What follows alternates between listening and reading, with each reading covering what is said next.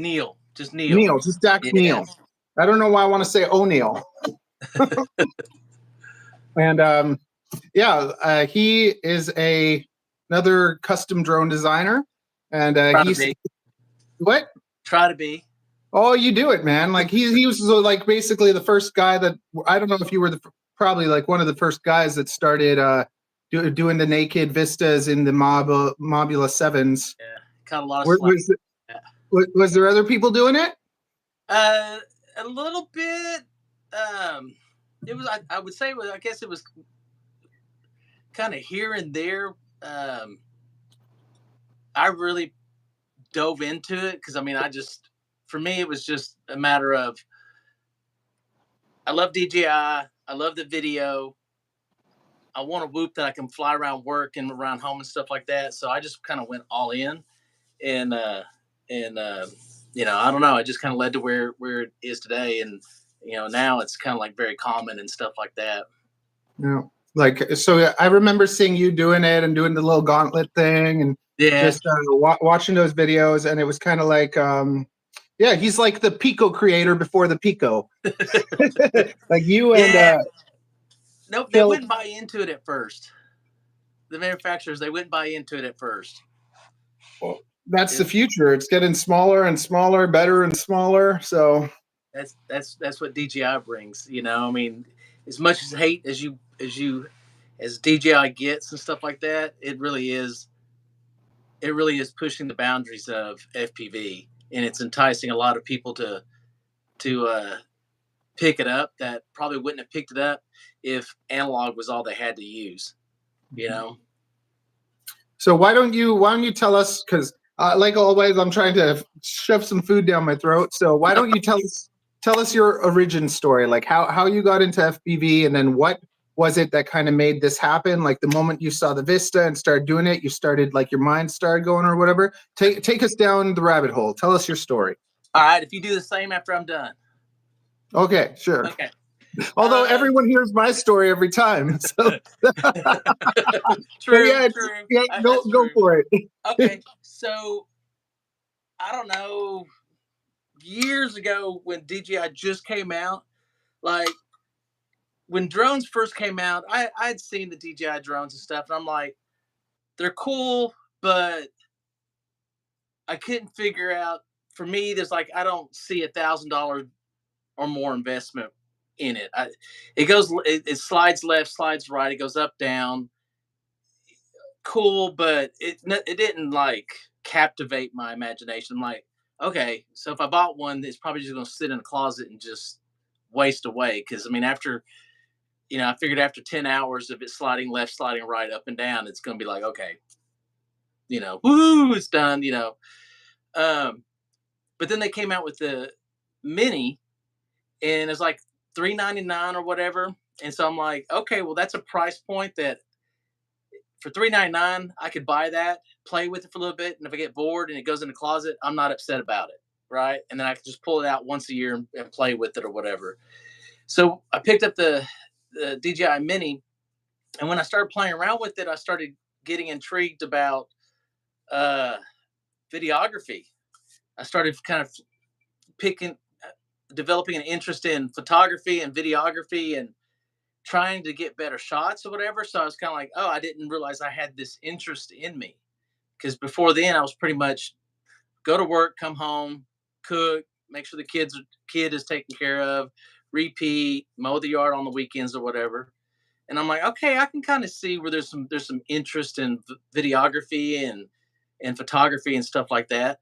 So as I'm doing research on how to get better with the drone, with the Mini, I stumble across a video of FPV, and it's going to be very unpopular with a lot of people in FPV, but I don't care.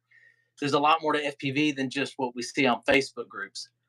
So I stumbled across drone cams, and he was reviewing the first freestyle DJI drone that I've ever seen in my life.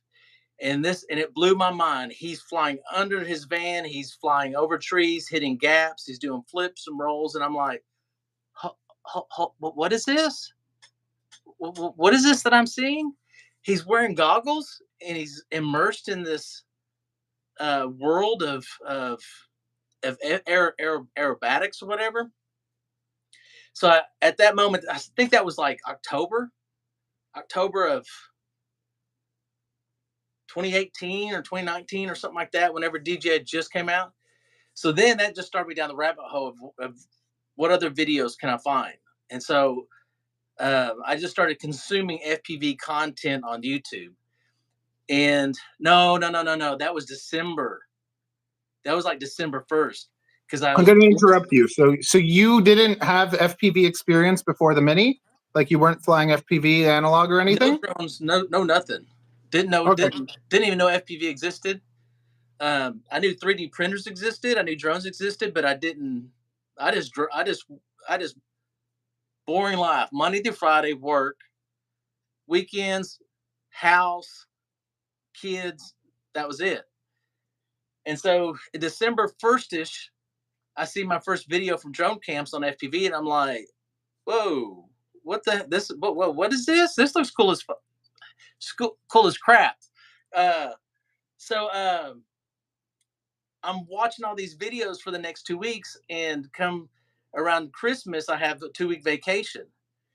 And so I literally, as sad as it sounds, I literally sat on my couch from the time I woke up in the morning during that vacation till midnight or whatever, watching video after video, everything from pilots flying to how to build to what links and stuff like that.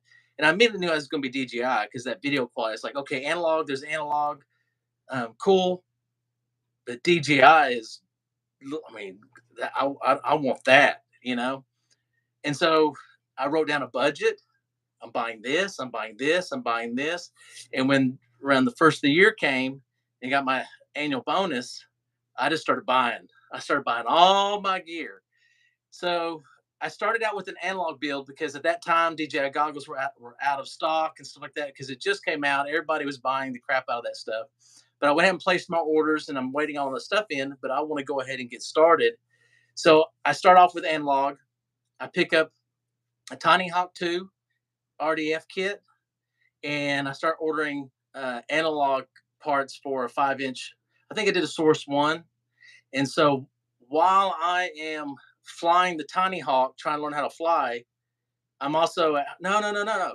I did do that, but I also bought a TP3. So my first build was the TP3. So while I'm flying at work and at home every day I can to try and learn how to fly, I'm building a TP3 to figure out the basics. And then once I got done with the TP3, I then built my first 5-inch, and I built a baby tooth. So started on a Tiny Hawk 2, realized quickly that once you break something, it's down. You got to wait the mail. So you need a fleet. So ordered parts for fix the Tiny Hawk 2, ordered backup Tiny Hawk 2, was working on my TP3, and then went to a baby tooth and went to my 5-inch and started my fleet that way.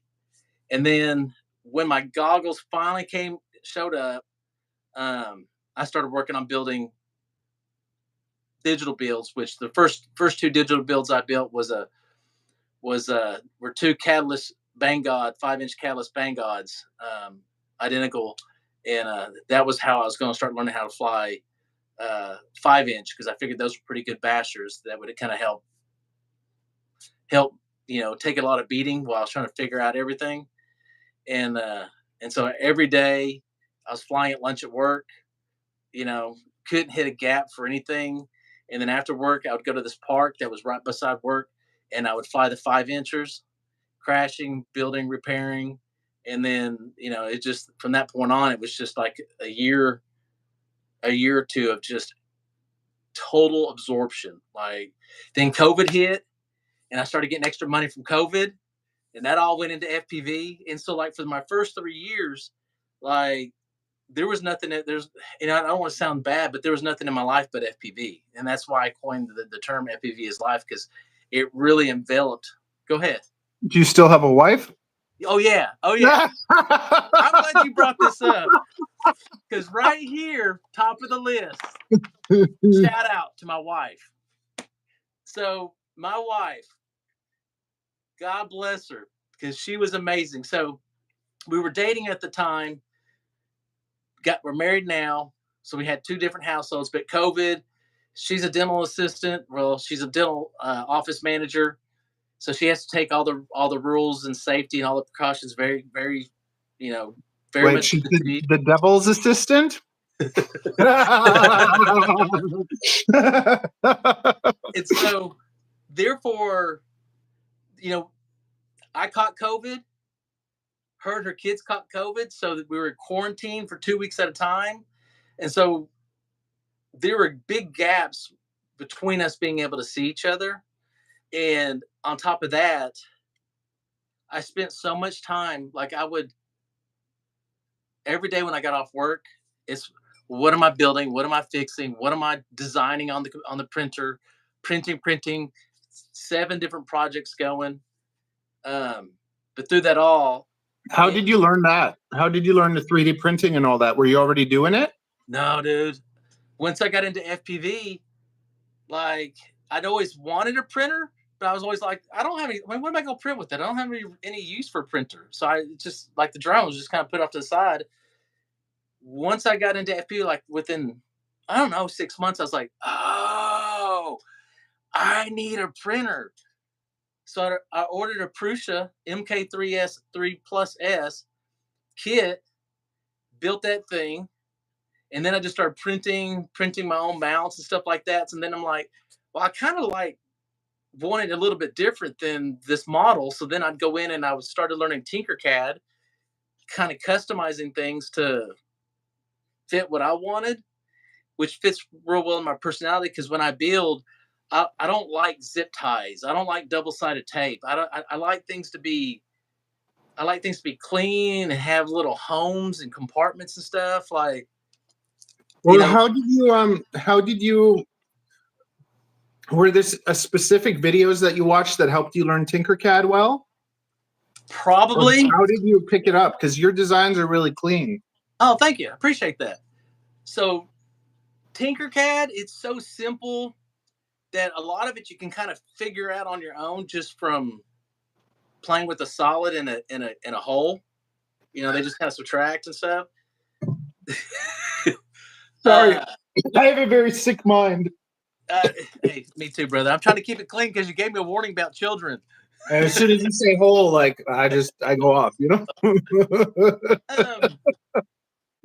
I mean, there's a few videos out there that I watched on more complex things, but really the beauty about Tinkercad is for your simple things. That's where I rely on it. For more complex things, I use Fusion 360, where I'm trying to learn how to master Fusion 360. Yeah, like even recently, one of you guys, and hi to the people saying hi. What's up, everybody? Yeah. Well, what was it? Yeah. If you guys have any questions for Dax or anything, stick them in and we'll get to them. But yeah, one of the recent ones was when you do 4 holes for the motors, no problem. But I worked on a little frame and I'm like, the 3 holes, I'm like, how do I get the 3 holes perfectly symmetrical? And like, I'm trying to like come up with an equation because it's like, it's not as easy as splitting it. Like yeah. I couldn't figure it out. And then someone showed me like a 2-minute tutorial where like you touch this circle and that circle and then it does them evenly. And I'm just like, well, there went like 4 hours of my life. Yeah. I mean, before you figure out that little trick, it's trying to take some calipers and measure. Yeah, exactly. And then you're always off by a couple millimeters, and you print. Yeah. And then you're like, nope, that's not right. Let me move it over half a millimeter, a millimeter. You print and like, dang, nope, I'm too far the other way now. And back and forth until you kind of figure out those little things that, that's where Fusion 360 is a little more accurate because you can do little things like that. I'm by no means a master of Fusion 360, but I know enough now that I can do FPV drones. That's my next goal is to finish the little bit of education I need to learn on my CNC machine that I've got, and then start cutting my own carbon. And then I'm just Do you going to have fly a my own frames. Jimitsu, whatever? Or what kind of cutter do you got? Stepcraft. Okay. Stepcraft, and it's got a water bed to it, and so it cuts it in the water, so I don't have to worry about all the Nice. fibers and stuff. And it's just one of the myriad of projects I always have going at one time. And so it's got What did drain you plugs. do? Like, It's a what did you do before? Like, what's your work? What's your actual like job? technical title is just director of operations. In reality, I'm just a warehouse manager, right? So it Okay. sounds good on the card, but I've got a Well, staff it's of crazy that 40 you're so people. like good at everything. Like you did it all so fast. You're good at it, I and appreciate that, dude. it's like I think what happened is like the inner child woke up in you, and Oh, you're dude, alive again. that's what I'm saying. Shout out to my wife, because for the first 3-4 years, like FPV, it overtook my life, and it still is. I mean, my mind is on FPV 24/7. I'd get off work and I'm coming home, and I've got 5 different projects that I'm working on.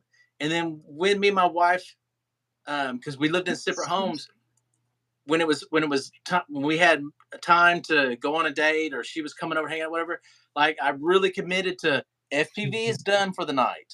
It's all about her, right? Because you got to make your wife feel important. Otherwise, they get really, your hobby can then become an issue. No, you know what though? I think it probably helped your relationship because women, when they're not the number one thing, it kind of gets them to like you more. I think that like you have something that's yours because when you go and you're too much for a woman, like see, I have this thing with my wife where like if I'm nice to her, she's terrible. So I just kind of ignore her and shoo her away, and then she comes along, like the chipmunk waiting for a peanut. Yeah.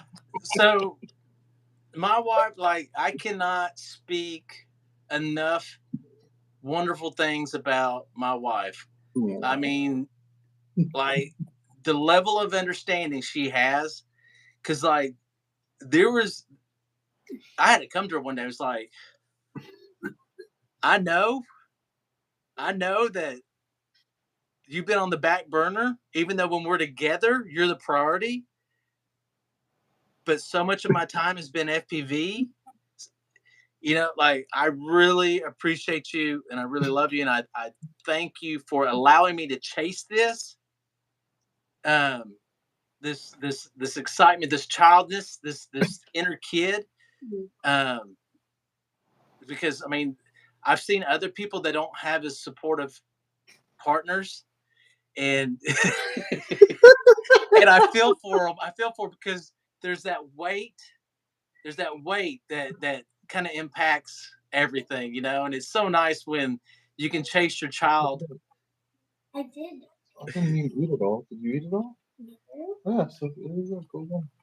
And 5 minutes to eat another one. Very good.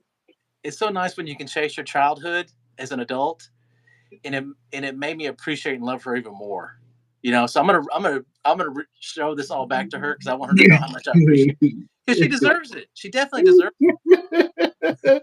She's it. gonna be like, "Thank God you're not like that guy."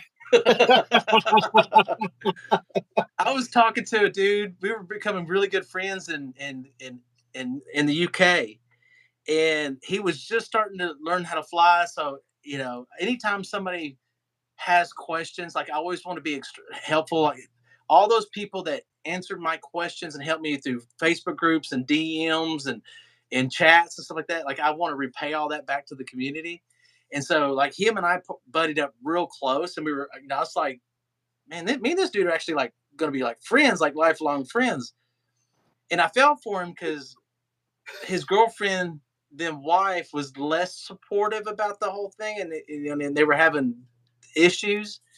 And when they got married, he stopped. Oh no! Yeah, he She stopped. she castrated him. I'm not gonna say that, but he stopped. And like a year and a half later, from what I can tell, it looks like they're not together anymore. Yeah, you And see, it's if he like, would have kept his balls. well, you know, you just gotta support. You gotta support each other. And it's just But that's you just gotta the key. also stand. The whole if you don't stand for something, you'll fall for anything. And if he couldn't stand for his love, then like I'll give you some of that. But hopefully there's no having to stand for something. Hopefully it's like, I love you and I respect you, so I'm gonna be there for you. Go do this thing. I'm here. I got you. You know what I mean? That's just my outlook. Life's too short. Yeah. Support each other, push each other. Um, but yeah, like the 3D printing, like I picked that up I picked up my printer within 6 months of doing this because I'm like, this is gonna save me money. Yeah. Right. When you buy the best, you save money in the long run, though. That's You do. true, You do. right? And it's just another aspect of hobby because now I got this whole thing on my table that I got to put together, which was a blast. And you don't have a bamboo now? Yeah, I've got the bamboo I knew X1C. it. See, I just knew it. I was just like, of course he has a bamboo. You couldn't I got help the bamboo. yourself. You had a I got Prusa, but it wasn't good enough. oh. I am on my own here. I'm like the only voice.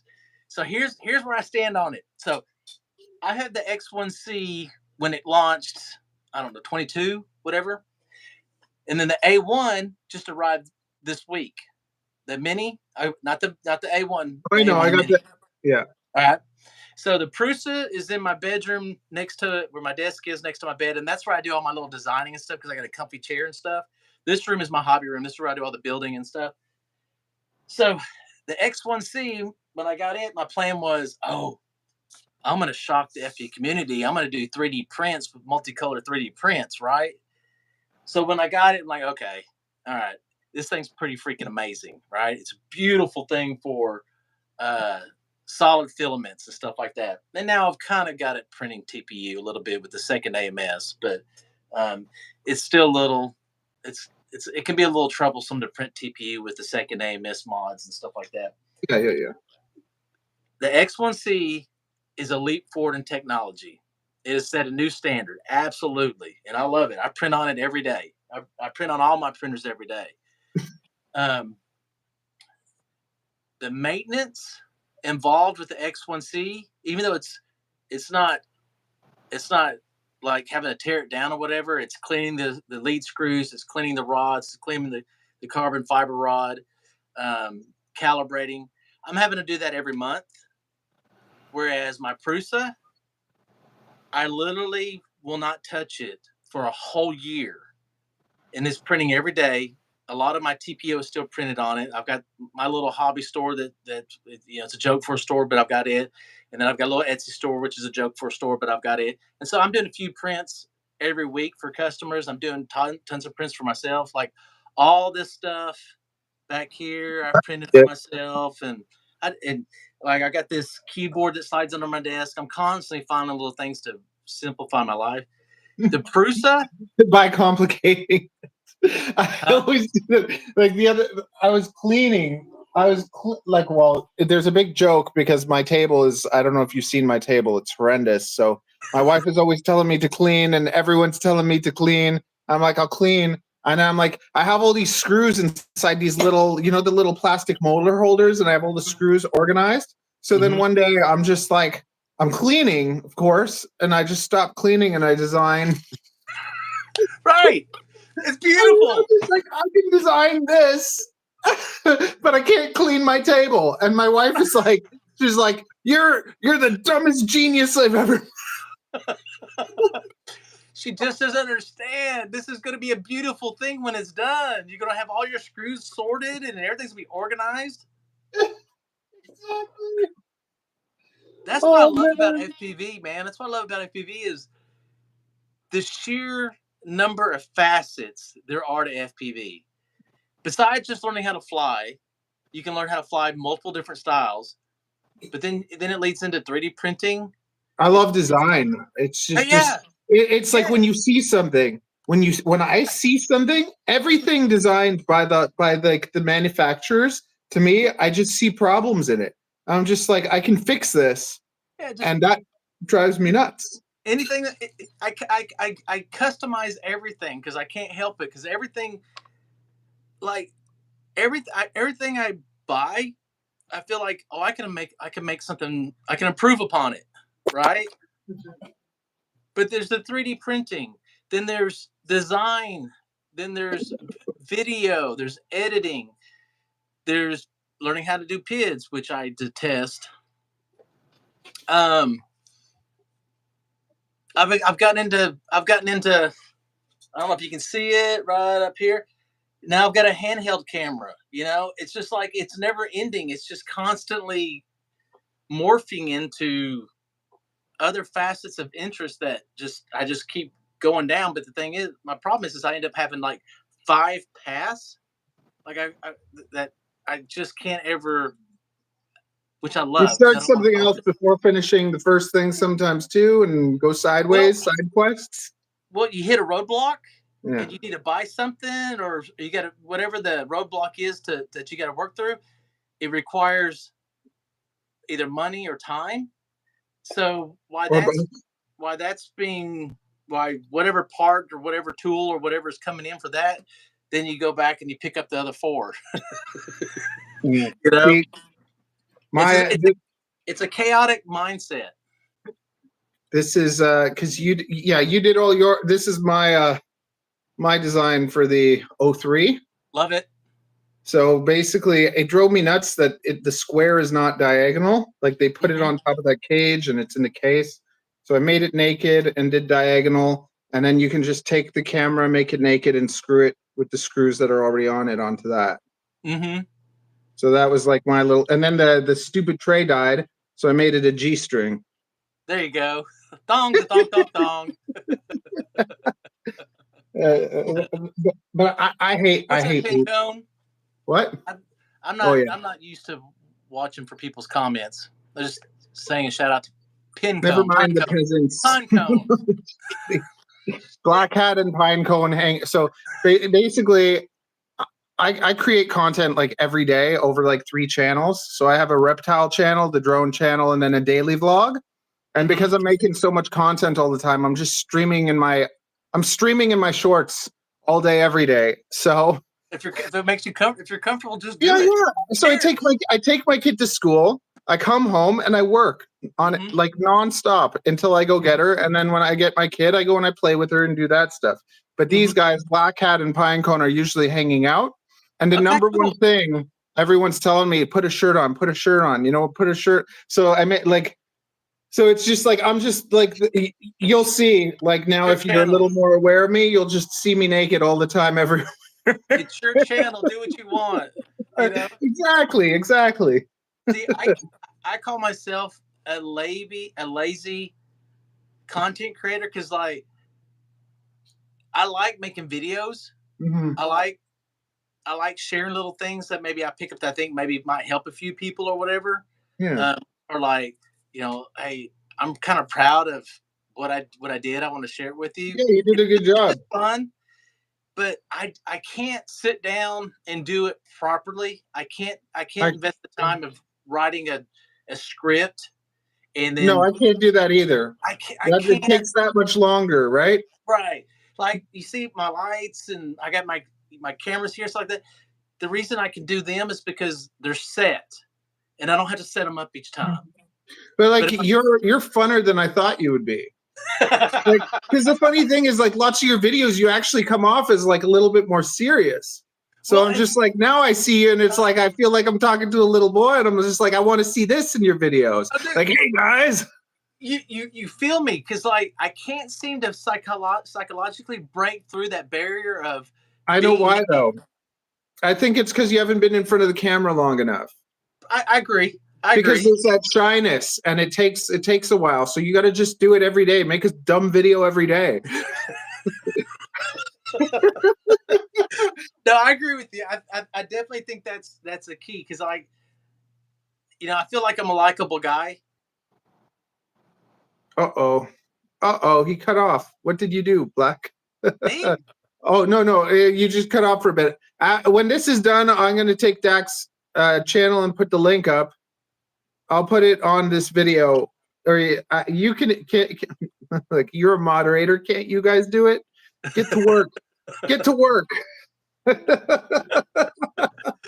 Hey, since you like you've brought me out of my shell, do you mind if I make little snippets of this video? Oh, you can. Yeah, absolutely. As long as you tag me, I just want credit.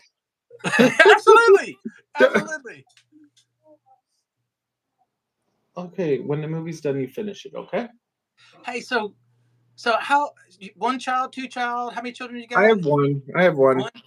Okay. What boy, girl? girl. Oh, you're so lucky. So No. Oh, I mean, yeah, but like, basically, I was a real troublemaker. Like, I've just always been a troublemaker. okay. You still got you still you're still blessed with a daughter that's gonna love you, and daughters.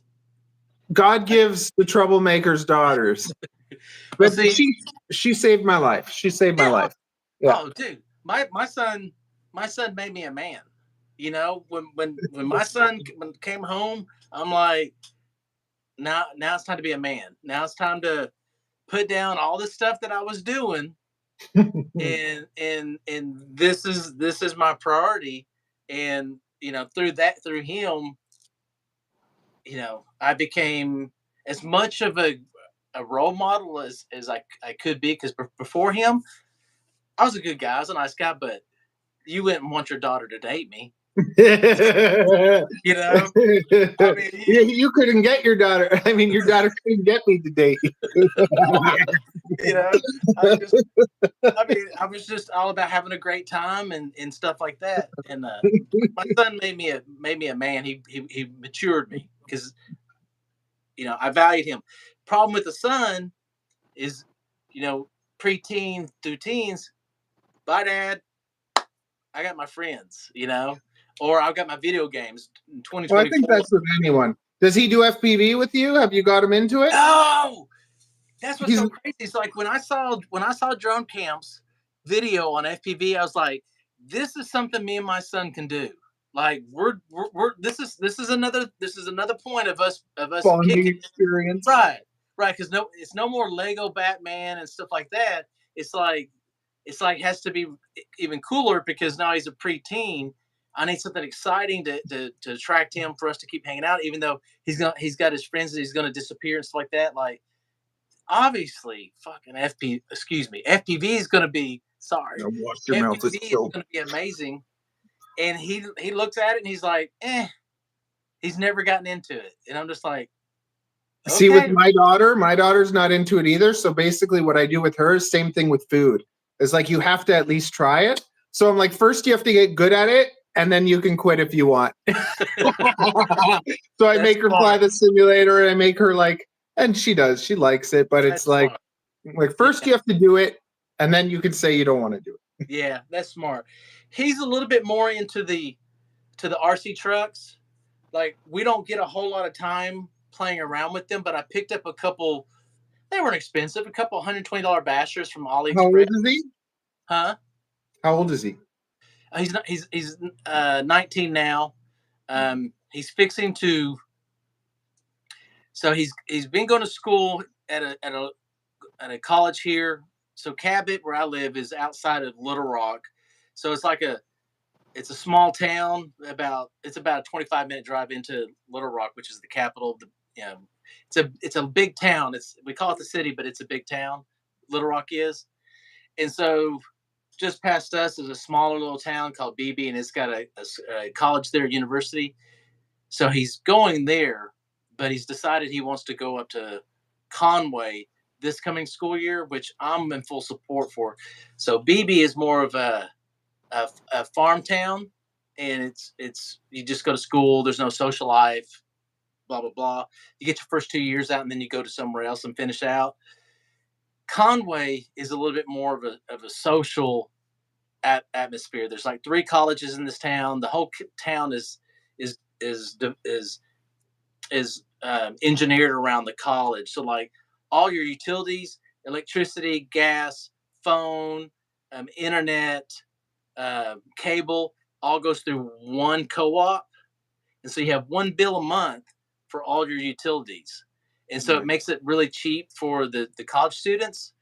And so him and three of his buddies are going to move to Conway and go to school there starting this year, which I'm thrilled for him, because I think it's going to provide him some social life. They've got all kinds of dorms and things. Like, the dorm they're going to be in it's a 3-bedroom with a common living room and stuff, and then there's going to be girls, and I think he's just going to have a blast. So he's going to be gone most of the time. He'll come home for the holidays, and hopefully he'll come home from time to time during the week and see his dad, because it's going to be weird having a totally empty house.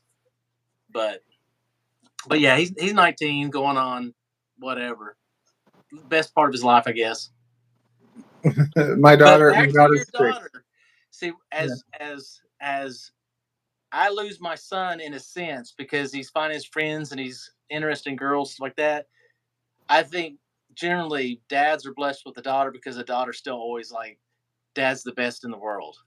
Yeah. You know what I mean? She's my best friend. Like she's I've always I've always wanted that, I was always like a hopeless romantic, but it's like I kind of just gave up on that and had fun. Yeah. Yeah. and then I've always come up with systems, right? So I come up with a way of just picking up ladies, and then it just worked, and it just never ended. and then just a pleasant surprise happened. A blessing. An absolute blessing. And then I was doing drugs and drinking every day, and just I was a mess, and I just totally cleaned up, sobered up, and became a man. You became more of a man because Yeah, I wanted to. The thing with me was just I was such a troubled child that I wanted to make sure that my kid wasn't.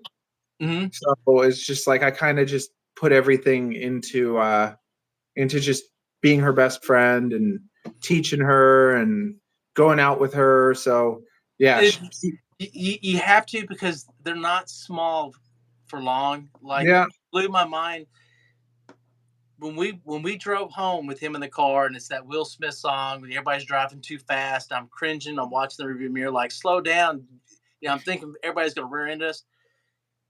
That first week to 2 weeks at the house, like, seeing how big, how finite of a time you have them as a baby. yeah. Like, you've got to spend every time you can with them, because they grow so fast, and it's a cliche, but God, they really do. I mean, every day Yeah. they're growing an inch, and it's like, When capitalize they while you can, because they're not going to be that way forever. Yeah, when they later, when they lay them on the tray and measure them, like the weight, I just remember that moment where it's like she's laying there on the tray, and I'm just like, what have I done in my life? Like nothing I've done in my life compares to this, right? Like it's just like there's nothing else. Like everything is nothing compared to this. Mm-hmm. And basically, the first 3 months I felt useless because it just wants mommy and whatever. But then after 3 months, it's like her face started like recognizing me, seeing me, smiling, and being like, "It's daddy." I taught her the first thing she said was dad, because I was singing dada all the time. Like, and I taught her to walk, I taught her to talk, and like I just Oh, spend every day with her. it's So amazing. I mean, yeah. whatever. So for me, the way, from my personal opinion, like, everybody has their beliefs, and I respect everybody's belief. Yeah. For me, in my mind, when I had him, when I saw him, when he was in intensive care for a full week when he was born, Was he born premature or C-section. So they okay? just wanted to keep him and watch him, make sure that everything was okay. So, like, I didn't get a chance to touch him for the first time for like day 3, and I got to go up to the maternity ward, the ICU maternity ward, or whatever, because they're just watching him, just making sure everything's cool. Mhm. And I made a comment to the nurse, because I'm just looking through the clear shell or Yeah. whatever, and she's doing stuff. I'm like, and talked to her, is he okay? Da da da. And she's like, yeah. And I was like, she said something. I said, well, I just never had a chance to touch him. And she looked at me and she's like, you haven't touched him yet? And I'm like, no. And she said, sit down, take your shirt off. And I'm like, okay. So I sat down, and she picked him up and she put him on my chest, and then wrapped it on a rocking chair, and then she wrapped us in a blanket, so we were both warm. And she gave me an hour of just sitting there rocking. And in my belief, everybody has their own beliefs. I respect everybody's belief.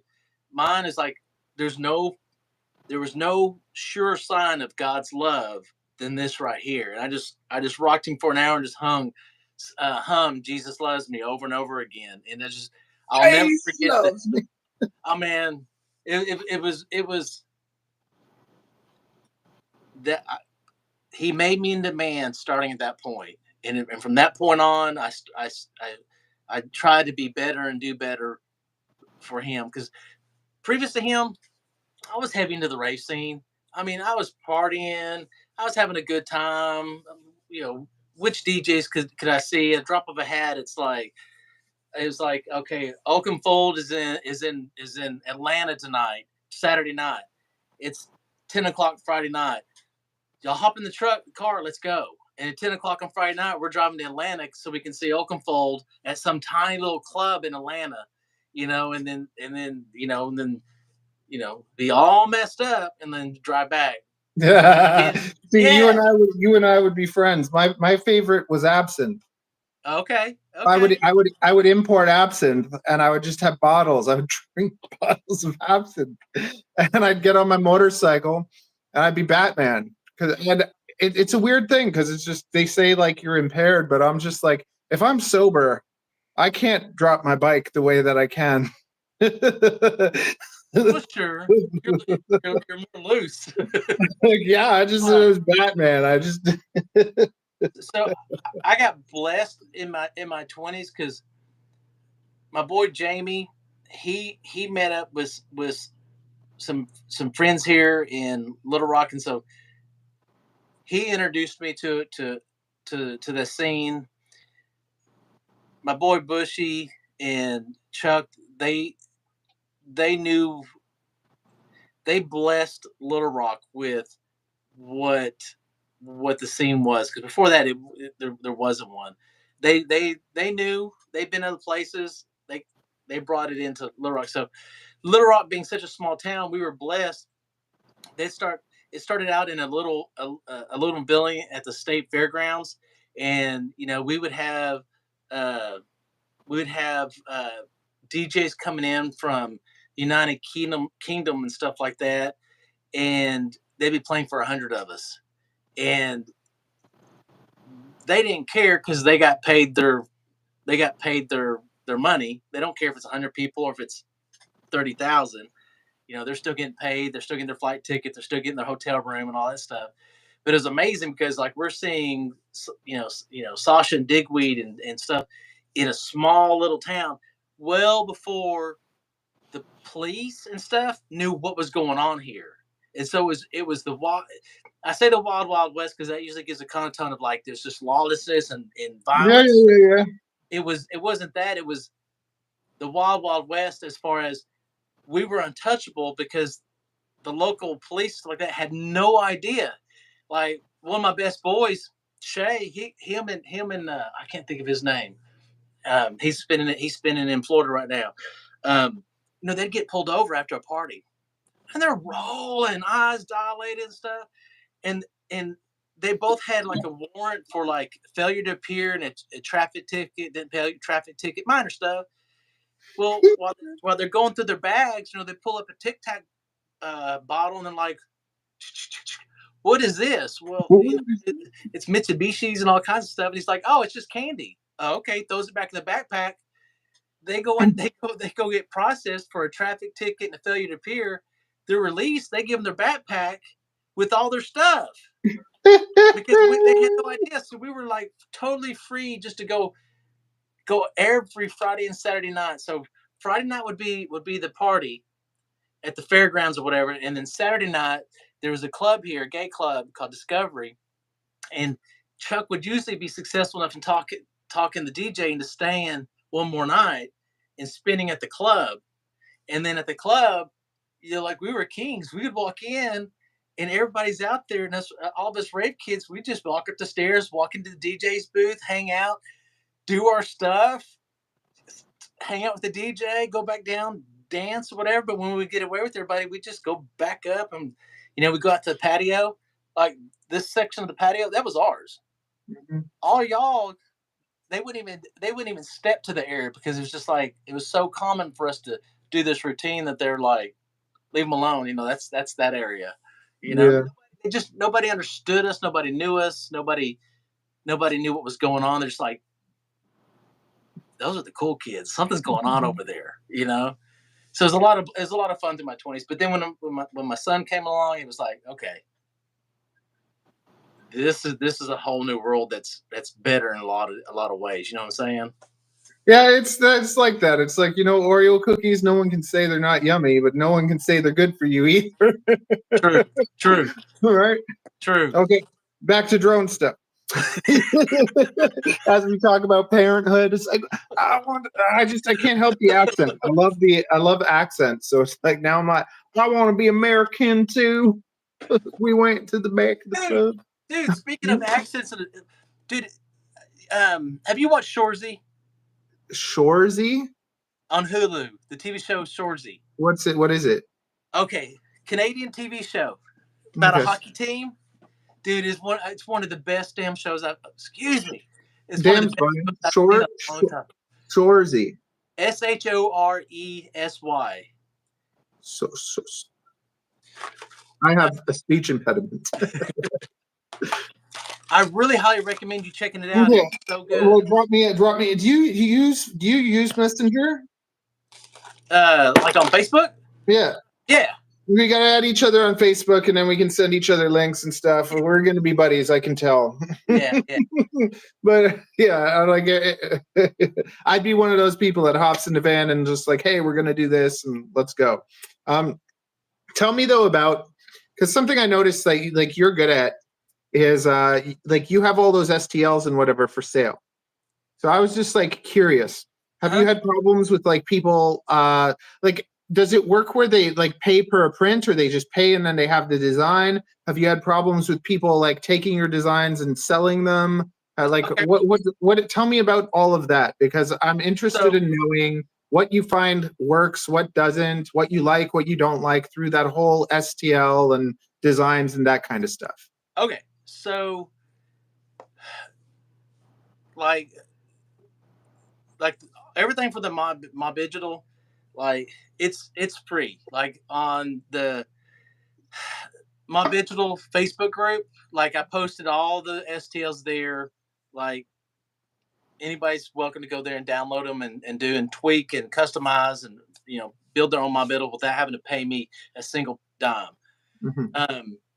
I also have them on my website for those that just want to say, cool, I'm going to support you. I want to, pay it back, or maybe they just didn't know, but it's on the Facebook group. You can download it for free all the time. Now, I won't say that every STL design I ever come up with will be free, because I mean, filament does cost money and stuff like that. But I want to be cool. I mean, cool with the community. Like, I want people to have fun, and like, I feel like giving away STLs and stuff like that is part of why FPV is so cool. Like when I really don't like it when I go to, I don't buy iFlight really, but if you go to iFlight website and they've got a new frame or whatever that comes out and they don't release the STLs with it. I don't like it when, I don't saying iFlight's done that, but I'm just using them as an example. Yeah. I don't like it when, well, I take that back. The Bob 5.7, it took them a year before they would release the STLs, and I still don't think they did. I had to go design my own STLs for the Bob 5.7. I don't really dig that too much. I think if you sell a frame, you should give the thing. But then, like, for instance, like there's stuff like like I made a like naked GoPro thing, right? And I don't release that because I'm like, it's the hardest thing I ever made. Like this stupid thing, like you talked about, like moving the holes and everything, and getting them right. Like I spent a bloody week designing this. Yeah. And so like if someone buys one of my frames, I'll throw it in. Like I'm kind of like I'll sell the prints, but for like $20, which is cheaper than the nameless RC. And if they buy any extras, $10 extra. If you buy one of my frames, I'll throw it in for free, right? Yeah. But I don't like the idea of like, so there's like things like that where it's a singular thing where it's like I don't really want to give that away. But any like frame, like if I make a frame, all the prints are free, and then we have like a little Discord where there's other guys that are like making parts for it, and then I'll add that to my. I have a hard enough time even if they give me something to add it to my thing because of like ADD and whatever. Yeah. It's like I can design a whole new drone, but to take someone's design and then upload it to my maker world is like impossible. Yeah. So like, I mean, I think it's a balance between, doing some designs and being like, here you go, giving back to something that's obviously given us so much on and still is giving us so much fun and stuff, and having to keep some things to try and help pay for things to keep going. Not everything in FPV can't be a negative to the bank account. Yeah. I mean, because then it just slows you down from not only from just you having fun personally, but if you're good at something, it slows you down from being able to continue on that path to get Exactly. more stuff out to other people. I there's I'm not gonna mention any names, but like there's I've got a frame that I'm working on building out for chasing, and it's a costly a frame. It's from a very well respected name, but the STL files for it, even though it says they won't release them, and it's like, okay, I mean, all you're doing is making my life harder because I'm just going to go to Tinkercad and everything that you're not releasing to me, I'm just going to remake. It Yeah. could be cool and save me. Considering I bought it from you, you could save me some time. But okay, I mean, I'll just go. I got calipers and internet. You're not stopping anything. I got my calipers and the internet. You ain't stopping me. Do you know who I am? Right, Dang. right. Dang. Need to put a little loop on this. Do it like a pistol or something. Okay, another side note, because I noticed your name is Dax FPV 7068. Were you not able to just grab Dax FPV? Or did you even try to? I don't know where that's coming from because I thought it was Dax Neal on YouTube. No, yeah, but what I mean is your username. So you got to go into the settings and see if you can grab your username because you should be able to probably get Dax FPV. Okay. Like as your @ name. Uh-huh.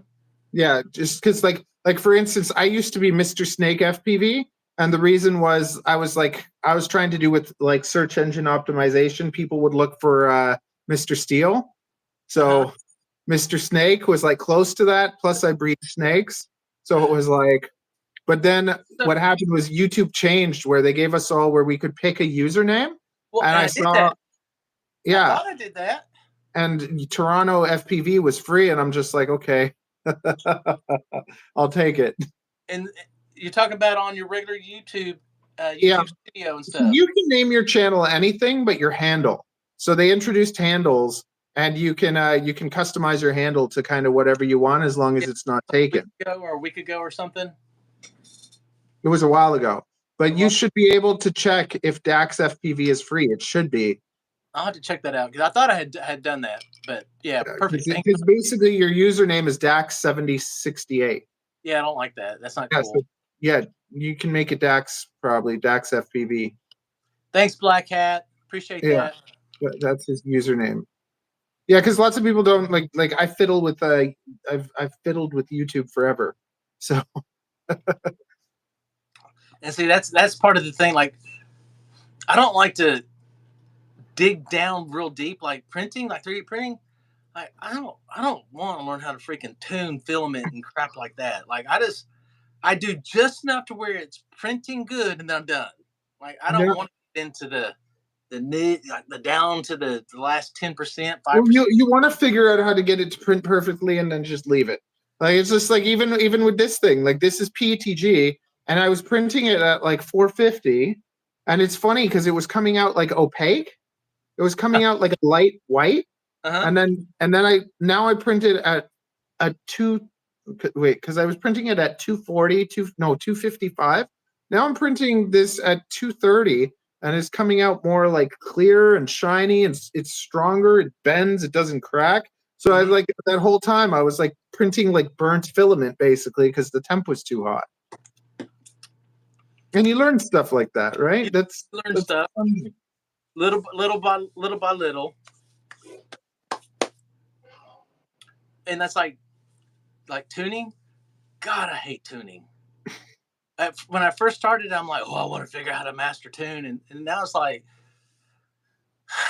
to go out, fly, look at the black log, On my tune, I have a tune tweet that it. I toss on everything. Yeah, like now I'm at the point like, okay, so the goal was to get it to as good as Betaflight defaults. Now we're there. Like if there's nothing wrong with the defaults, I'm not messing with anything. I don't need to get it to get it to down to the last 10% of a tune. Like I don't I just I nothing makes me happier than to do a build And have and it like it. yeah, like I'm fine with tweaking my throttle and putting my rates in and maybe playing with um what is it a motor idle whatever just to kind of but as far as pushing P and D and all that stuff as far as I can, I just don't want to do Okay, it. I'll toss you a tune. I want you to throw it on and see what you think. Okay. Yeah, we'll do that. What else? Okay, yes. So filament, like, so tell me about the like the do you find that you sell a decent amount of STLs? It goes up and down. And is it off your site that you're selling it, or is it off printables or something? Like Uh, where? it's off my site. The STLs. I do prints and STLs through my site, and then I've got. So when I started my store, that's when the financial problems hit. So like the money that I normally would have had to invest in inventory hasn't come yet because wife's car died, wife changed jobs, all this stuff like that. So it's like, okay, it's a joke for a store right now. But there for a minute, it was like it's like I was just building through it. Like I was building tons of my digitals and stuff like that. And then after I kind of got burnt out on that, um, now it just some tools are bought through it from time to time, STLs and some prints, and then I sell some prints on Etsy, just just enough that it kind of helps, you know, just Well, kind of. you figure out what do you find, like, as someone that sells FPV stuff, like what do you find most profitable out of all the things? Prints. Prints, so prints more than builds. Oh, for sure, for Yeah, sure. With builds, everybody knows what the components cost, yeah. and and they want to they don't They want. want the components without paying for the labor, right? Correct. They're like $50. I could build it for myself. And that's the thing that kind of sucks with our community, because it's like I straight up kind of like I want to be like, look, I'll build you something for $100. That's what I'll charge, $100. So whatever the cost is, plus $100 for my labor, because I'm spending like 2-3 hours. See that's where I started was a Yeah, hundred bucks. But but that's not even that great. it's not. It's not. And the thing was is I mean there for years it took over my life because I was coming home and I was building, trying to fulfill orders as fast as possible because I everybody when they hit pay, they want. There's nothing better in FPV than to have it shipped in within 2 hours and it be at your door in 3 days. Like we're all so excited about the hobby that like it's really excruciating. You have to wait a week for parts to come in so we can repair our build and get back flying again. Mhm. And so when Pyrodrone or somebody sends you it shipped and it's like I just hit pay an hour ago. You go on Facebook and you're like Pyrodrome is killing it. And so I was trying to do that for people that were trusting me into building my digitals or troubleshoot a build for them and stuff. It's so it was just every day come home and just building and building and building and building and all weekend building and building and building. And the the unfortunate part of it is I'll give you the positives and the negatives. Positives, it taught me that what we think of FPV, some of us, I'm one of those because that was FPV for me, there may be others out there that didn't travel the same path I did. Where Facebook groups, beginner to FPV and FPV life, and the bot grinder and the rotor riot crew, stuff like that social life, all that on Facebook. And then Stingy and stuff on YouTube and stuff like that. Like that's such a small component of FPV. I thought that was the whole world for years, and then when the mod vigil started picking up people started kind of knowing about it, or whatever, and started reaching out.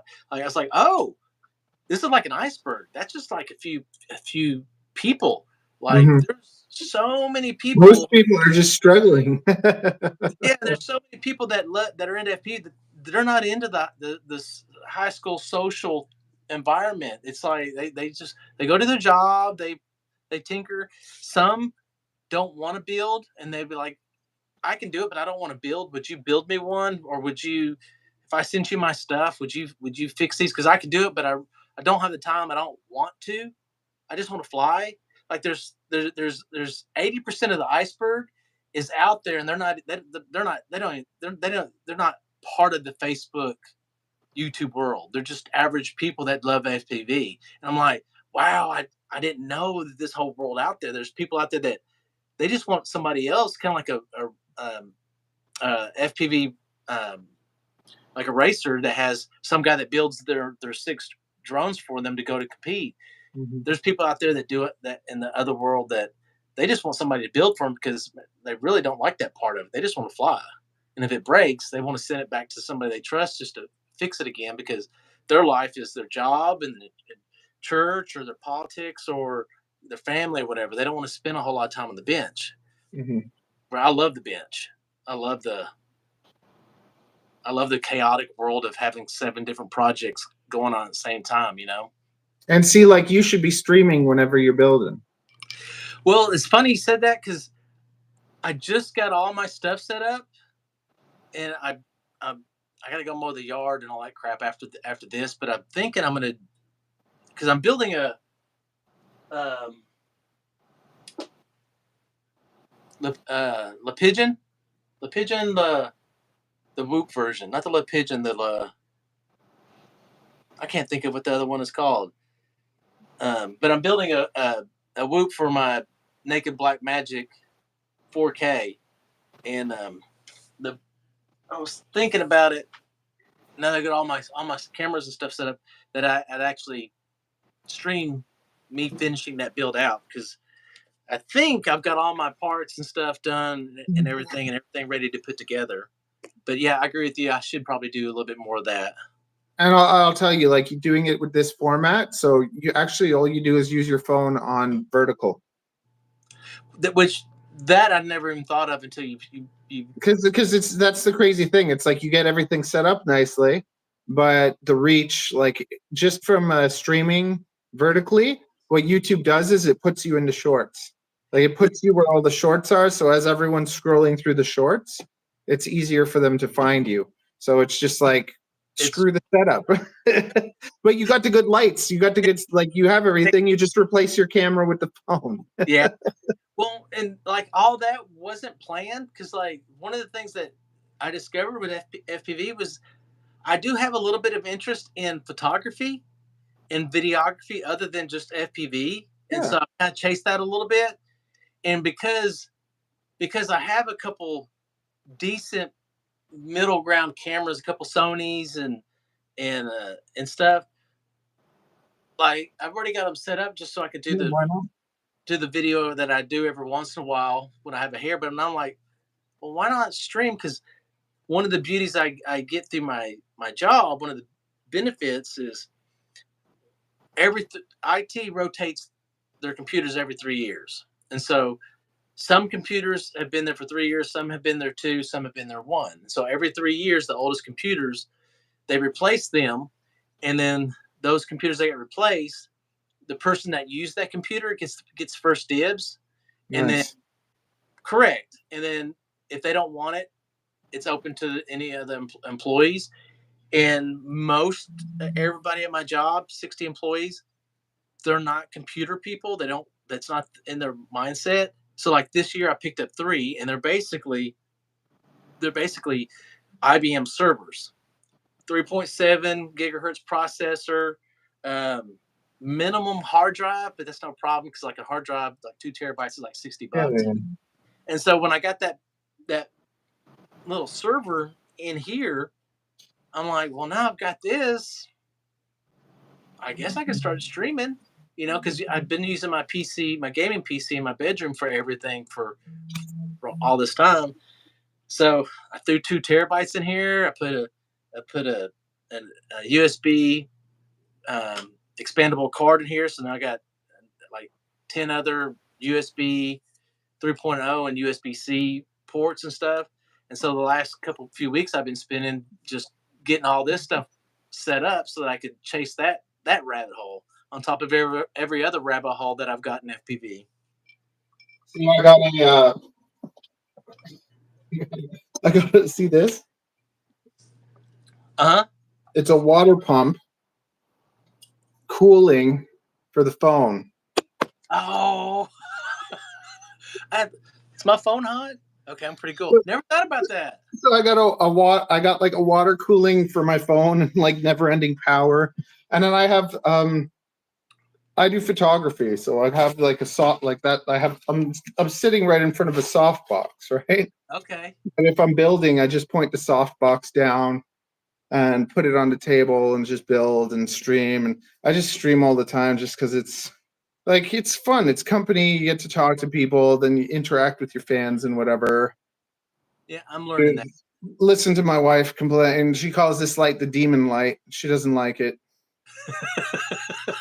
She likes this stupid thing. Like, look. See this stupid lamp?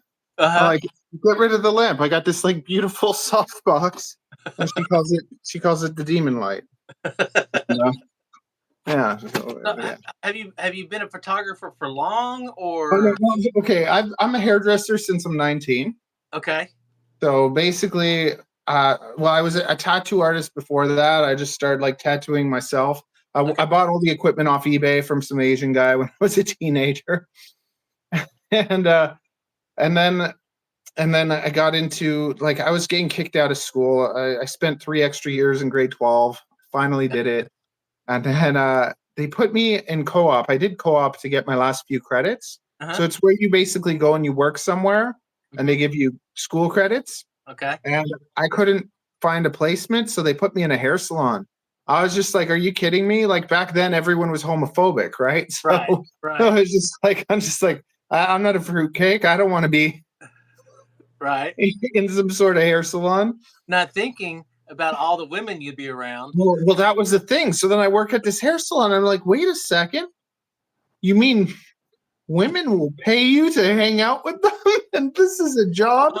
And my dad's German. My dad's Austrian, right? Okay. So then I'm like, Dad. And he was like top like student. He won the architectural awards. Like my dad's all brains, no heart. My mom's all heart, no brains. Like it's just so like yeah, my mom's Ecuadorian and super sensitive. And my dad is Austrian and like serious. Like he tucks his shirt in his pants and always looks presentable, never drinks, never does it. Like people think that my parents are like the people like, those potheads. That's what they think of when they think of my parents. But like my parents are like straight laced, proper, and I was just a whore. Like they never gave me money, so I go and steal things. It's just like I have a mind where it's just like okay, like I have no money, so like basically. Like people go to church and whatever, right? So it's like when everyone's like praying or singing songs or whatever, I'd be going to the jacket rack and taking everyone's wallets and stealing. Oh no! and then I would take their video card. You remember like Rogers Video? Yeah. Okay, so then I take the Rogers Video card and I go to the video game. I go to the store, the movie store. I'd rent PlayStations and games, and then I would take them and sell them at the video game store. The used. Oh my God, you're horrible! I was just the worst like kid, and my parents who are like so horrible. Yeah, my parents are so proper. Like, yeah, I go to the bathroom and pee all over the toilet seat with a big smile on my face. I was a terror. I was just a terror of a child. You're gonna get payback. You're gonna get and payback. And then I got into like hair school, and it just my whole world changed, right? From this like troublemaking kind of loser to like all of a sudden the ladies are always there. And my dad was like the guy that had a sports car. He had, Datsun, like a Datsun 280Z. Like Yeah. he had one of those. He had an RX-7. He had these cars that he polished and keep them clean, and was like a good boy. And he didn't really have the ladies. And then for me, I was this troublemaker with terrible marks in school. And he'd say to my mom, like, how does Matthew, like, don't they see his marks? Like, so just and then just my lifestyle, I wasn't allowed to be at home anymore because so I moved out of home at 19, and then I was a hairdresser, and I got connected with a guy who used to do hair for Shakira. Oh, cool. So I got it connected in the high-end hair industry. So I'm in Toronto. I don't know if you know Toronto at all. Mm-hmm. There's a street called Yorkville. Okay. Oh, no, I've never been there, but yeah. Okay, so it's like there's an area in Toronto where it's like this is just the richest area of Toronto, where people pay like $200 to get haircuts. Right. And so then I worked in this area, and I'm this kid from the suburbs. So first of all, I grew up in the suburbs where there's like farms and everything, and kids would do rockets, and we'd play with those like penny planes, and like there were no cell phones or anything. There was no internet. And then like I went into this world that was just like just half the guys I work with then are gay. And I'm doing fashion shows. And I like the first time I was at a fashion show, it was just like, oh my goodness, like there's girls. Yeah, that. And yeah. So basically a whole pile of like, yeah, there's a whole pile of old gay guys that wanted to like hook up with me. So they give me all the free drugs in the world. Sure. And then you get some beautiful women, and everybody's outgoing. I can imagine. So from 19 years old till like 25, I was just snorting. I was injecting. I was doing everything, and then it got to the point where I was going to die. Like I was going to die.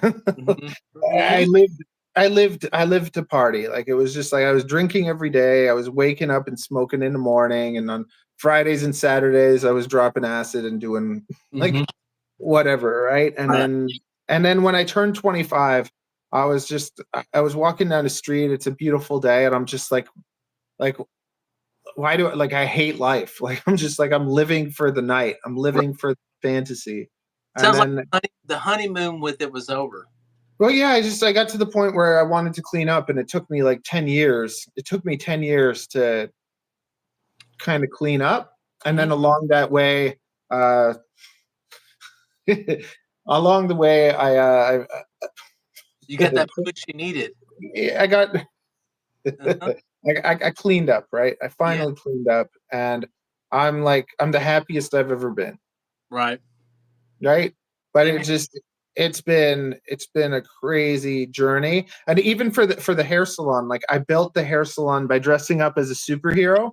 So like I wore neon spandex, and I went down the streets blasting superhero music, and I gave haircuts to people on the street. Okay. So I was doing haircuts for strangers. I was doing haircuts for the homeless kids, and I ended up getting on the news, and someone made a documentary, and then my whole hair business was really like taking off. And then so when I got married at first and Avery came along, like I was making good money, just doing my own thing from the time I was a kid. It took 5 years to build the business, but I've had multiple hair salons. Right. And then when Avery came, I was just like, I want to be a full-time dad. So I'm like, I've been doing hair for like 20 years. And so I closed my big hair salon. And then I opened up, and my salon before was basically, I had a 600 square foot salon with a spa.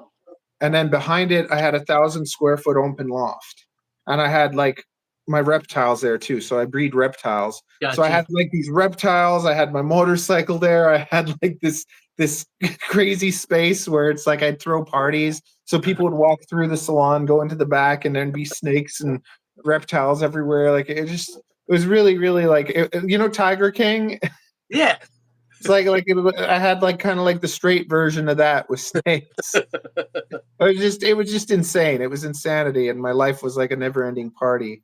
But yeah, when I had Avery, I closed it all down and I opened a little shop, and I just said I'm going to work Friday and Saturday. So I work Friday and Saturday. So she'll go to somebody during the weekend, and then all week I'm a full-time dad and I take care of my baby. Cool. And basically, right after doing that, COVID struck. Right. So it's like if I didn't do that, I would have lost everything, which is like what's insane. I would have lost everything. And then basically for 3 years, my salon got shut down because here in Toronto, we had like the worst restrictions out of like everywhere. So people could go to Costco, they could go to these big Walmart and stuff, but I couldn't see a few people a day to do their hair. So it just, that whole period was crazy. yeah. And then that's when I fed a snake with a drone, and it was like I was the first person in the world to feed a snake with a drone. And and then I'm like, I want to do this bigger. Like I want to get a big drone and get a big rat and a big snake in the park. And I want to terrorize. Like I just want everyone to be like, what the heck is this craziness, and film it. And I had a reptile channel that I built. And I was making content for the reptiles. And then when I was doing research to find a bigger drone, UVA features showed up the same way drone camps did for you. And I was just like, wait a second, what is this? You mean you can fly? Like you can actually fly? And it was like the beginning of winter, so the whole winter I like was obsessing. I watched everything. I watched all the videos, and then I ordered I ordered an Armaton tadpole. Yep. A Adam RC dodo, and a HDLRC petrel. And I had these 3 drones ready and waiting for the springtime. And I remember the first time I flew, I had my EV800Ds or whatever. Yeah. And you know when you're like one channel away, the right channel, like you still see the picture, but it's horrendous. So it's like the first time I'm flying like that, and I'm just like, I don't even know about channels and how to adjust it. And I'm just like, this is great. Like, meanwhile, it's horrible. It's amazing. It's just horrible. So I flew like analog, and it was just kind of like a terrible experience. So then I got into digital when the Vistas started coming out, and for the whole summer, I think I broke 7 Vistas, and then I'm just like, because they're pretty tough. I'm gifted at just destroying everything. So because I'm an idiot, like I'm not happy being gentle. Like I think Top Gun, like that to me, FPV is Top Gun. Like it's like, yeah, freedom, like just craziness. And how am I going to get better if I don't like push it, right? Right. It's the German way too. Like with skiing, if you don't fall, you're not trying, right? And I broke all those vistas, and it just hurt too much financially. So I got a Crux 35. I don't know if I had it from before or something. And then it was my first time flying analog in like a year. And I connected with it. I'm like, I felt the latency difference. And I just the latency difference. I did. I don't know. I loved it so much that I kind of went backwards. So now I'm kind of like the O3 and analog. Like with those 2 things, like if I could go back and just have 2 things, it'd probably be O3 and analog. But I still fly like HD0 and like everything. But it's just the vistas. There's too many times where I feel like I've hit something and then you don't see it, and it's just like an accident. Or when in the disconnection, you know how like you get blurry and then it disconnects and the screen goes black or whatever, right? Right. The amount of times that that's happened to me, like in bad places. So it's like with analog, at least, like I feel like you can see it coming more, and with O3, it's so solid you can do just about anything. Yeah. So I still fly analog. I fly it on 65 millimeter. I fly it on 3-inch and stuff like that. Outside of that, I'm flying O3. Now I still have all my air unit Vista builds. I probably have 12. I've got probably 8 or 10 on the wall in my bedroom, and then I've got some sitting over here in these crates. I just can't get, other than I've got over here in this little pile back here where the white box is. I've got a Vista my digital. outside of that, I can't find my vistas and my air units anymore because I love the best video possible because Yeah, like the O3 is it's nuts. Like the O3 killed Vistas for me because me it's too. ridiculous. Like I don't want to get rid of them because I don't know for sure what the future holds with FPV with the laws and stuff. So I'm like I'm keeping it. Like I've got over. Man, I've got so many parts. Over in one of these boxes, I've got about 20 OG cameras. Did That you I'm, make an account with DJI to wholesale the Vistas? no, So no. how did you source those? You The just buy them so Ollie or for some reason, for me, I don't know why. Anything I buy on DJI store, it's tax. There's tax. It's tax free. I don't know why. I just bought an Air 3 a few months ago, and there's no tax on it. do you have a business account? Just I don't know why. So like when I was doing all the builds and stuff, like I didn't make any money off the units or anything because I'm just charging exactly Yeah, what I yeah, yeah. um I want to be distributor get on the inside Yeah. uh, because that would have made things part of owning the store makes things a little bit cheaper on me. Yeah. You know, unfortunately, with the way it is structured with the Chinese manufacturers and stuff, like you got it makes it really hard. Well, that plus the tax rates in the United States, it makes it really hard to be profitable in FPV. Oh Like, yeah, buying parts. I learned that because I was like, I'm gonna get all the best parts and build a drone. But it's like, okay, so I got to get the cameras from Runcam. I got to get the electronics from this place. I got to get the motors from that place. And every place you order from, you're paying like 200 American shipping. And oh then I yeah, get hit by the conversion because I'm Canadian. yeah, and So it's just there's the PayPal fee, and it's like so shipping's expensive as hell. Sorry, expensive, and then the tax rate on small business in the United States. It's like, well, if I price it at the same price as all the big stores, like they'll lose money. 3%. You know, Well, it's like, because they're manufacturing. Like I learned that really quickly. Like all these companies are manufacturing, so it's just like they have all the parts. Whereas for us, so then that's when I switched to frames, where I'm just like I'm going to focus on frames well, because I'm finding carbon fiber to be very expensive to source too. mhm, Um, Especially if you want to go with T700, the the the really good quality stuff. mhm. It's like you have to source outside the United States unless you have a wad of money to buy in quantity. You have to go to China, and even Yep. then, it's still expensive because of the shipping. Carbon fiber is expensive to ship.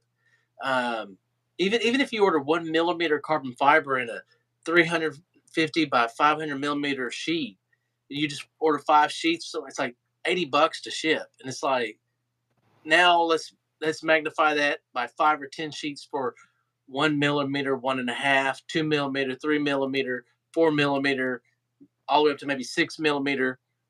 Now you're looking at a chunk of change on just shipping, Oh yeah. the PayPal fee, and then when you cut it, you've got to try and cut it to where there's no waste because And and that's why it's better to just get it cut there. Like it's cheaper to get it cut there than it is to bring it here and cut it yourself because the weight is more, the size is more, and yeah, you just because can be I've already gone through this journey. Plus, then when you're trying to cut it, it's just your bits break and just all sorts of stuff can happen, be, and something goes wrong. but if you get one hole wrong and everything you just ordered is a waste, now that cheaper that order that was cheaper to have them cut it was a total loss. Hmm. So because I was going down that road and I was having them cut, and it's like, it's still costly. And then you lose a little bit of control over everything. And then when you get it in, if you've made one minor mistake, it's a total waste. Yeah. Um, because I mean, I don't feel comfortable with then going, okay, well, maybe if I take my drill and drill a 2 millimeter hole right here, it could work. I don't want to resell that to nobody, Yeah, you know. yeah, yeah. So I decided. Initially, I thought, okay, let me get a CNC machine. I'll at least get my design down, and I'll fly them up for myself because I'm designing for myself. I'll put them on the store. If somebody wants to likes it or wants to support me or whatever, they can. And then if it's popular, then I'll look to China and go, okay, cut me 100 of these. Mm-hmm. And then that's probably the more cost effective route to go. But to me, it's kind of like an extension of just 3D printing. Like I can use somebody else's prints that they've got online, GetRC or whatever.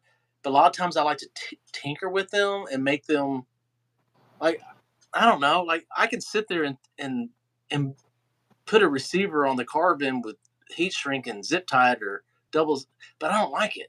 I like it having this own little bitty little housing that's to uh, designed to I manage the like car. that as long as the weight, like, because I always think I fiddle too much with the weight too, where I'm just like, okay, so the I don't want the print to weigh more, right? True, true. But you Depending find ways to integrate it, right? Like depending on the there, build. that's my O3, Mm-hmm. like naked O3, Nice. and then the antennas. I just have like one antenna coming out here and the other one coming out Mm-hmm. there. Yeah, like when you're down to 4 inch, 3 inch, stuff like that. I mean 5 inch too, but you really have to start paying attention when the smaller the build is, stuff like that. The bigger the Yeah. build is, the less you have to worry about. But then again, you can also offset that a little bit. Like, okay, I don't have to print with 50% fill weight. I can print with 10% infill weight, and it's still going to do the same job. It's just gonna add a minor amount And of then that weight. kind of stuff bothers me. Like I like it to be solid. Like It depends on what it is. Depends on what it is. Like even my GoPro mounts, I don't want it to be solid.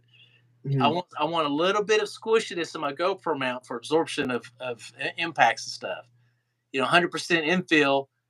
That GoPro or the Action 4 smack at the ground, it's going to send all that shockwave through the camera. Where if you've got whatever it is, 40%, 30%, what have you, that little bit of squishiness is going to absorb some of that shock and protect the camera a little bit better. Well, So then we'll have to get rid of some of the Jello too. true, true, true. That's the funny thing with the wiggliness. They got new Mhm. they got new finger mounts on Pyro. It's a solid, with the GoPro they'll fold up, and then when we fold them down, there's a little bit of movement in them. They're just solid CNC. If you hadn't seen those yet, Oh, I do it all naked myself. Like I don't have any full, like I literally have like 3 GoPros waiting to be stripped because I'm doing kind of I just like okay, so I had a O3 in here, always naked, right? So the first one, when I was doing the wiring diagram, I was looking at a air unit diagram, and the wiring is reversed. gotcha. So Yeah, there goes one of my O3s. Just wire and everything. I wired up everything beautifully. Everything was good. I really took my time, made sure everything was perfect to the diagram, and of course, the reverse polarity my killed my O3, and then my other O3, which was doing great. Everything was great. It was working fine, and then it just started like not going into full power mode or something. Like just it that doesn't. that's Have you the had that? that's the unfortunate thing about the O3 It is it turns on, but yeah, it's not as durable as the Vista is, unfortunately. which sucks because it's like so. Then what I discovered is so see this GoPro 10. Uh huh. GoPro 10 looks way better than the O3. Uh And huh. then like the moment I saw what the video looks like out of these things, I'm just like I'm done. Like I want my video to look like that. Yeah. And I like analog. So then I spent like a week designing some sort of full encased mount where you could put the fan on and you could it was enclosed, you could close it with the fan and it works. Mm-hmm. But then and it took quite a few hits. Like it was like I smashed the crap out of it, and it was fine until like the fourth round of all that, and then I started fiddling more with this. So this is my HD0 discus, or like this is my frame. It's the discus, so it's like the same frame as this one. But so what I did with the 03 was with the 03 by putting it pusher, Mm-hmm. and then there's like the landing pad kind of underneath, Uh-huh. and battery goes toilet tanked on top. Right. So it's no props in view. Yeah. Right. And I found that like I found a perfect weight for like a 3.5 is like 200 grams. So this is 200 grams with a 650 4S, Uh-huh. and it flies for 10 minutes Yeah. gently, or 5 minutes of ripping. Mm-hmm. And it's just like this just setup is just beautiful, beautiful. But then Oh, because dude, I like to try and put what I call indie designers. You, me, the average Joe out there.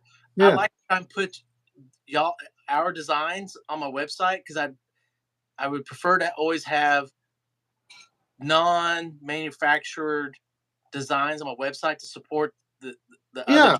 there. Well, I want that's what I like about this, right? Like I'm doing this so that we can talk to like pilots from around the world I want to that get are either some like frames. interesting pilots or interesting designers, because there's competitiveness, and there's nothing wrong with competitiveness if it's positive. Right. And it's like, and we can all like help each other, because you have your thing, I have my thing, we all do our things, and we grow kind of together, instead of like, oh my god, like I do this and I'm better than you, and you're like, you know how at FPV it's really funny because it's like we got 30 to 40-year-old guys that sometimes it's like little kids in the sandbox, you know, they're 5 inches at best, there's no six Yeah. inches, crossfire. Mm-hmm. Yeah, People but are really yeah, emotional about their opinions. But yeah, I want to pick up some of your frames to put on my website. cool. Um, Let me just so then what I started doing was I noticed I hate the mounts for GoPros and stuff, Mm-hmm. all that weight and whatever. Plus, I'm doing things naked. So what I did was TPU mounts. Mm-hmm. So you just print the mounts at the angle you want it. Yeah. So I have a 30-degree fixed angle there, and this one's like a 25-degree angle camera mount, Uh-huh. and then it just screws into the bottom of the thing. So it holds the naked GoPro in place at that angle, and there's no like fiddling or whatever. And then because it's TPU, if it takes a hit, like the TPU bends and stuff, and Right. it's really hard to actually break this thing. And then I realized you don't really need the front screen either, and I'm not smacking it from behind. So then I started making this kind of like as strong and light as possible. Yeah. So it has the where is it? So basically, the electronics screw into it kind of perfectly and fit in it perfectly, and Nice.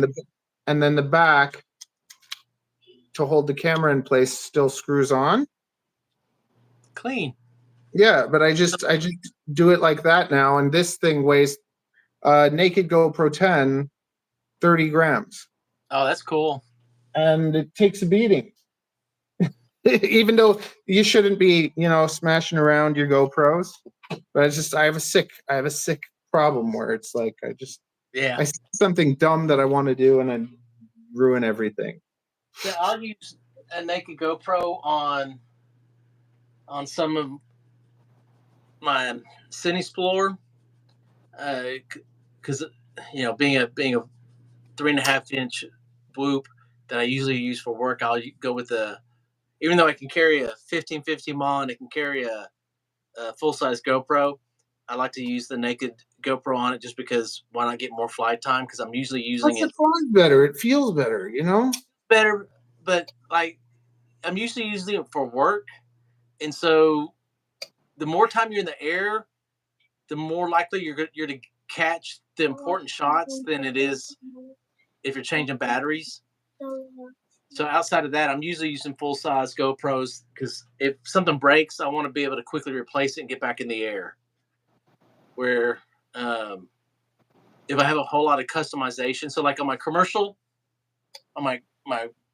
drones, like none of that's naked, and I'm using full size GoPros. I'm actually using the Action 4 now. I've switched from GoPro because I like the Action 4 better for several reasons. But like, because if I need to make a quick repair in the field or what have you, I don't need to be dealing with a lot of nakedness and stuff like that. So that's all.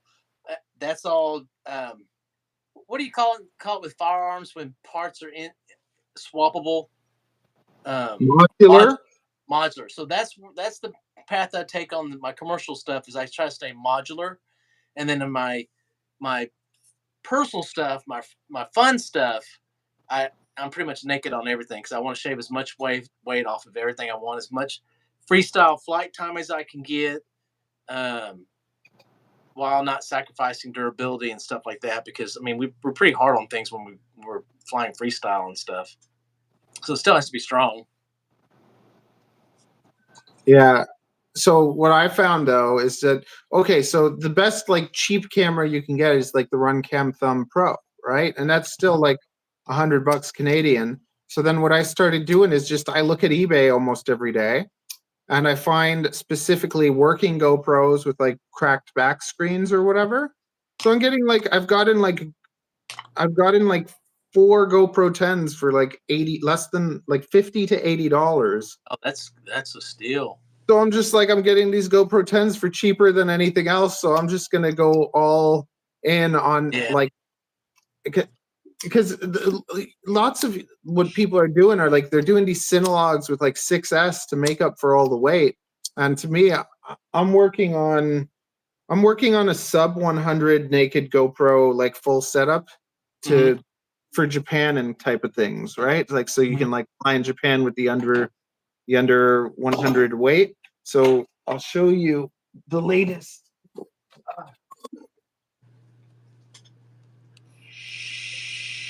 The latest two, because I have the discus frame, but the latest two, I've just made the frames. I didn't make the canopies and stuff yet. But basically, this is this will take 2-inch. Yeah. And it's just super simple, super like just simple is best. Yeah, because I wanted to make something where it's like you can take your Mobula, whatever, and just put it on there. You can even take off the ducts and make it like a fractal, and just have that simple frame. I call that one the Whisper. It's also like the sneaky, like let's go fly through the mall kind of little. That to me is what whoops are for. They're for going where you're not supposed to, like because. Other than that, I personally kind of hate whoops. Like I hate whoops. The little motors. I like see until they came out with the 1002, because you talked about flying a 65. Like there's no way you're gonna get me to fly it. Like the smallest I'll go is 75, but it's like the 65 with those stupid little motors and stuff. I just hate them. Gotta love them. But I like the 1002s because they're smoother, or the 1102s. Like the Meteor 75 Pro to me is like the best. Just like that's that's why my motor is 1102. But man, I'm telling you, a 65, you can sit there and you can rip the smallest apartment with the 65 millimeter loop and log. And you can go into carpet and get a hair stuck in it, and then. You can do that with the 75. I hate them. And then getting up and going and picking them up, and I just everything like I want to be outside with my 3.5. I hear. Like I don't want ducts. I don't like. I just want to be that. I'm simple though. Like I like to dive buildings, so it's just like I want to go somewhere where I'm not supposed to be. Somewhere like exciting, lots of people ever. Do you ever drive? Do you ever drive anywhere? You made a plan. I'm gonna go find this spot. Then you show up to that spot and you start looking around and you chicken out. Oh, never. That's what gets me going though. Like, see, that's what get like to me. If like the more naughty, like if because usually I don't get this, but once in a while when I'm flying somewhere where I'm kind of not supposed to. My fingers start shaking when I'm flying, and to me, it's like getting high. Like it's just.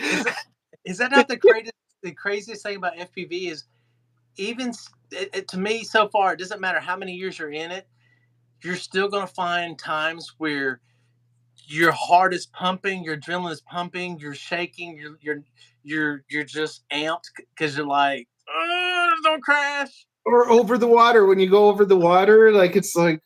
It never goes away. That's what I love about it. You know, it doesn't ever get to the point But where it like, does. It goes away. Your drone goes away. You get sad. Like, but that's the thing. The riskier it is, the bigger chance of me losing it. I like I'm flying. So we went to like like a cottage, and I flew so far into the water that when I came back, I couldn't find the dock. yeah, I couldn't find the dock, and I'm going the wrong way, and I'm losing the connection, and I'm just like, oh my god, I'm gonna lose my whole setup with the GoPro, and I have a sick smile. I have a sick smile on my face, and then it comes. I somehow saved it and got it, but I'm just like, if I would have lost it, I would have been so unhappy. But mm-hmm. I'm just like, I'm so glad that I had that experience. Like to not have that experience, it wouldn't have been as exciting. It keeps FPV alive. You know, I've been what we call mountains in Arkansas, in total blackout and have to punch out like, oh god, am I gonna am I gonna reestablish connection? Thank God I did. And then you're flying the wrong direction, thinking you're heading back to you, because at times mountains and trees can all look the same. Oh And yeah. even years into it, you think I've got my bearings, I've got my spatial awareness, but you can still get confused and lost in FPV no matter how long you've been flying. It's just I love that it never gets to the point where it's just so mundane. Yeah, that's why like some people get joy out of going to the park, and it's just like, see, I also post all my videos, so it's like every time I go fly, I love doing edits. I like cutting it to music, and it's like I don't care that no one watches it. It's like because I do so much editing, there's something about cutting like an FPV video that is just that's like my joy in life. Like it's just I love kind of finding the copyright free song, cutting it to the beat, making it like more exciting, like cutting out all the crap and just showing the best parts, Yeah. making it look like I'm a good pilot through editing, See, I wish I was a better editor. Like editing is a chore because I know I'm not editing. I'm not a great editor. If I could edit on that next level with, because I don't know, man. I look at some people's video edits, and I'm like, oh, that's smart. I never thought of that. I'm like, they keep it exciting. Um, so when I sit down and edit, like it's such a chore for me. Like it's one of the least favorite parts of FPV. But yet I know it's like if I could just get some coaching from somebody. I'll give you a little. I made a little. I made a little thing, so I'll have some things I'll send to you, and then Okay. it'll be good. Because if I could do a better edit, like Yeah, I know I would be enthralled with editing. You know, 'cause yeah. I had to test Taking a it. 10-minute flight and cutting it down to a 3-minute flight, like it's hard because we get attached to footage and whatever. But when you learn to kind of castrate everything, Hmm. you Hmm. end up with you end up. But then Yeah. that's the other thing where like sometimes I'll spend 3 hours editing 20 minutes down to 3, or like the cottage, I took all that footage, there was 50 minutes of footage, I did the first cut, I got it down to 30. Now I got to take that 30 and turn it into maybe 2 or 3 songs or something, right? Yeah. See, And I want to get better at editing because I know like my business would be better if I could edit better because like I've got to learn how to edit for the non FPV enthusiast, the average Joe, the average schmo out there that when you say FPV, they're like, huh? And you say drone, they're like, oh yeah, but they're thinking GPS drone. yeah, yeah, yeah. And when they hire you and you try to explain to them, so are you wanting GPS work or you want FPV work? Well, what's the difference? And you try to explain to them flow versus linear sliding and stuff. when you deliver a product to them, it needs to be exciting. And my style of editing is based off what I've seen in FPV, which is long, either no cuts, it's just start to finish, or it's long shots of us flying, hitting the gap. Because like if you cut just before you hit a gap, everybody in FPV is like, come on, did you line up 2 football fields away and hit that gap, or did you incorporate that in a loop or something? And it was challenging trying to find a way to edit to where the common masses find FPV videos exciting. Is what I'd like to figure out. If I could figure that out, that could also play in reverse back into the FPV side of videos, where you're still allowing for long flowing shots so people can see that there's actual skill behind it, but you're cutting out a lot of the boring stuff as well. Yeah, exactly. Like from cutting so many FPV videos, it's funny because it's like then, like the other day, I cut one of my snake feeding videos, and I did it the way I did a drone video, with like cutting the music and like putting it in, because it's just like when you have that bass, anytime you have a bass drop, you can just throw a cut. And people mess around a lot with transitions and stuff, but lately I like to not even have transitions, just clean cuts. Or like you're turning to the right and then you cut it to another point where you're turning to the right. Or if you're doing a flip, what you can do is like when you flip and you go frame by frame upside down, so you cut it when you're upside down, and then if it's boring till the next time you're upside down, you cut it to the next time you're upside down. And it's just like, it just seamlessly, like that's one of my favorite cuts, just the inverted to inverted. And it's like you teleported somewhere else, but it works. Right. And it keeps it exciting, you know. People need constant. Yeah, we all got ADD now, so it's like if nobody wants, like, there is something to a one cut, you know, like if it's a really good one pack, but most of us are not doing like you know, Phantom or Bubby one packs. Like Ladrib, like yeah, back in the day. He's a perfect one cut, no cut, start to finish. Like Ladrib is a perfect, because I don't know how he's mastered flow, but like you will think it's a cut, but it's actually him speeding up the rotation and slowing it down on the sticks. And it's like that level of mastery. Like Ladrib and Mr. Steel, like they have 2 different styles, but you don't see that level of mastery in today's FPV freestyle. You see, I'm gonna do a flip and fly backwards through this gap, and if I make it, it's gonna make it to my video. If I crash, it's probably not. You're gonna see inverted. You're gonna see inverted orbits. You're gonna see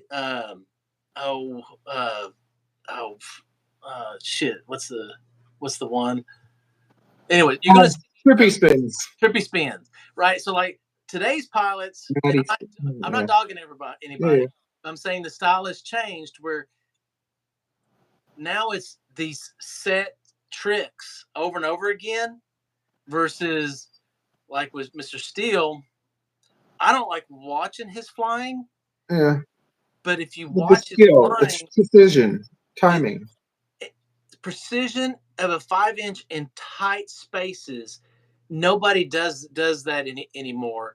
And then, in my opinion, and then with Ladrib, his precision and flow, speeding up. Like, I mean, there's times where he'll do a power loop and he'll start doing a barrel roll, and you think he's slowed down the video, but it's not that. It's that he's slowed his rotation on the stick and paused it, but it's still turning. It looks like slow-mo, but it's still moving this way at the same rate of speed. So it's like really trippy.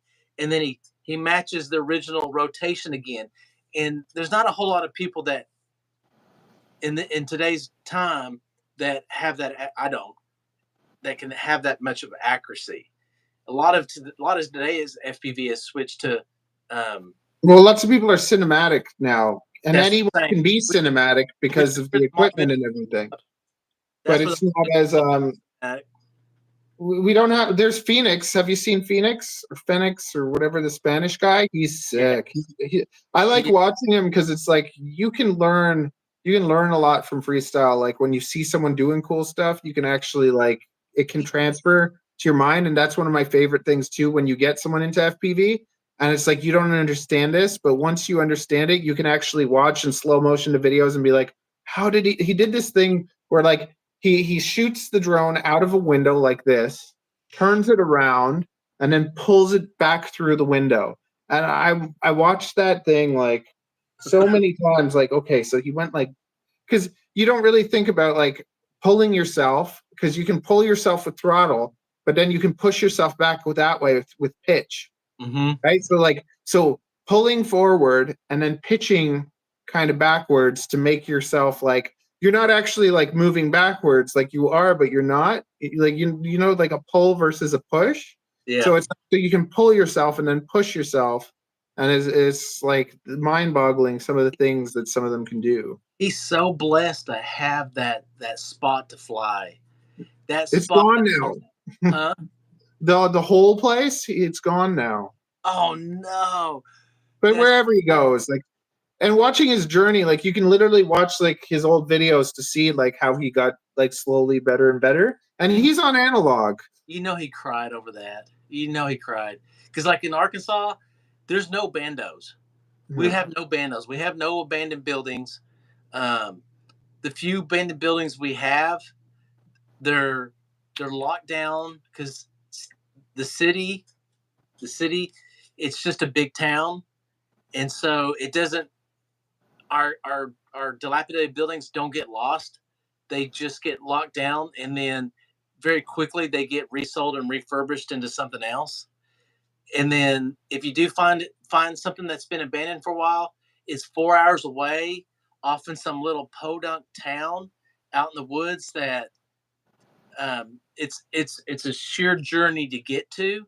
And then a lot of times when you get there, it's so overgrown. Like you'd have to spend a month out there with friends with machetes, and before that you could get done cutting everything away so you could actually fly. The cops would come and toss you.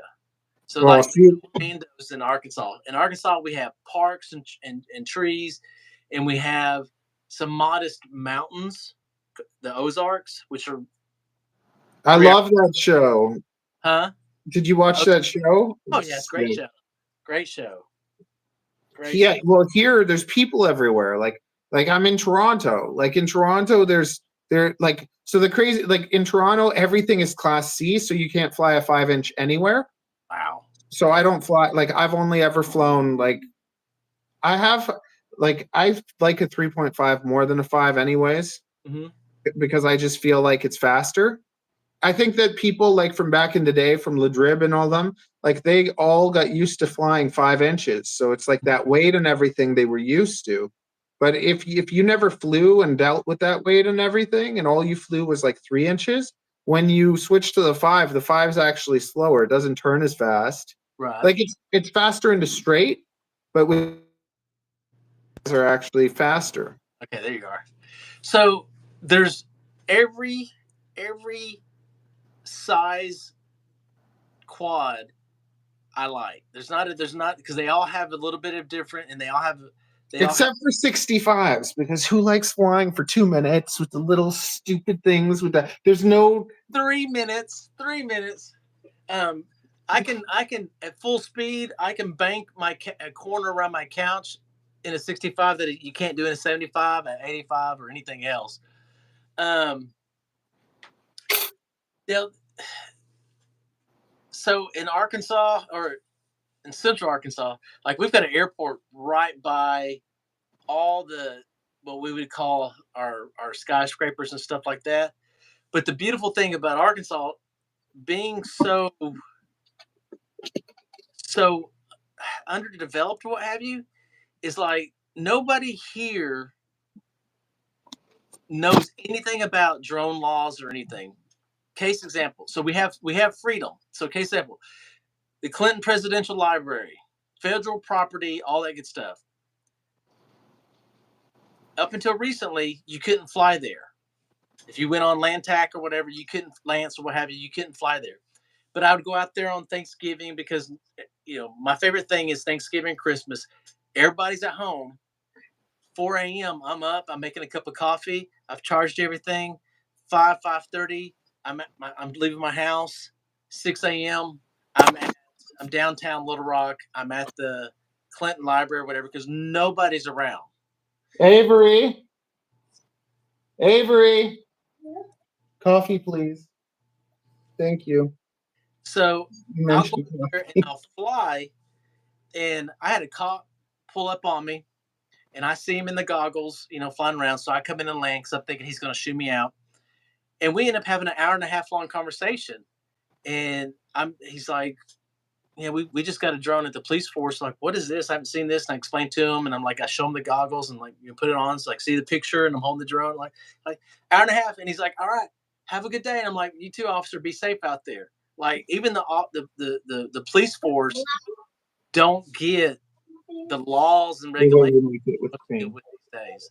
So we're still pretty free and open, even though we don't have as much to fly around. Like, Atlanta's a mecca as far as architecture buildings. We're just now starting to invest in, when we build a building, to actually give it some architecture, give it some style. So I'm excited about the next 5 to 10 years because there's going to be a lot more amazing buildings for me to fly. But right now there's not a whole lot. It's pretty much parks and trees. What about malls? Do you have malls? I mean, yeah, kind of. You got to go hit a mall with your like naked 03 for me. And Yeah. tell me how it feels. That and Home Depot too. Yeah, do it. Like that to me, that gets my jollies going. So like there's a big mall, and I'll do the big mall. I don't mind, but I was gonna do it at Christmas because they got this massive Christmas tree. So I was gonna like dive the Christmas tree, but it was a situation where they had like 2 security guards on every level, and I knew that like they're just waiting for something to happen, because usually like I go and I know like I'll go fly a few packs outside, and then that last pack I'm just like, I'm gonna go hit this mall, and security might come and be like, oh, okay, you can't do that. I'm like, okay, thank you. But I got the footage. Like I flew through a Tesla once. Like I'm like, so all I need to do is fly through a Tesla, right? So I just sit at the mall, fly through a Tesla, do a little flip, have the people look at me. And I never really got in trouble for it. Or like when they have those, sometimes they'll have those like little bridges in the mall. Like at different levels, we'll have like a bridge that goes across or something. And it's so fun to like just go and do a split S over the like in the mall. It's just pounding and stuff. I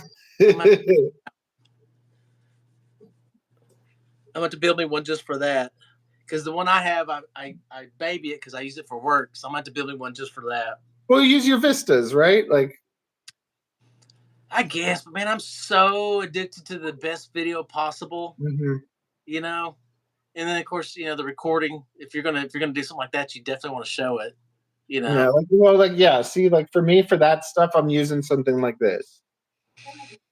This is just like a naked HD 0. Right. But to me, this is this 75 Pro to me is like the smallest you want to go to not feel the weight as much. As soon as you go smaller, it doesn't feel as nice. 65 walk snail. What is that? 65 walk snail. Yeah, see, that's. I designed that. Oh, you put the VTX underneath, or is it pusher? So the AIO is on the bottom, the VTX is on top. It's a pusher, and then I designed that because this is gonna be, I don't know, a little camera drone, I guess. Yeah, that's cool. Little 65. And what is it? What does that walk snail look like now? Is it 720 or what is it? Is it 1080? It should be 1080. Nice. What, Avery?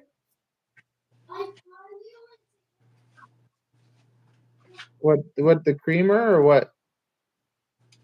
Oh, I gotta help her with the coffee. 1 second.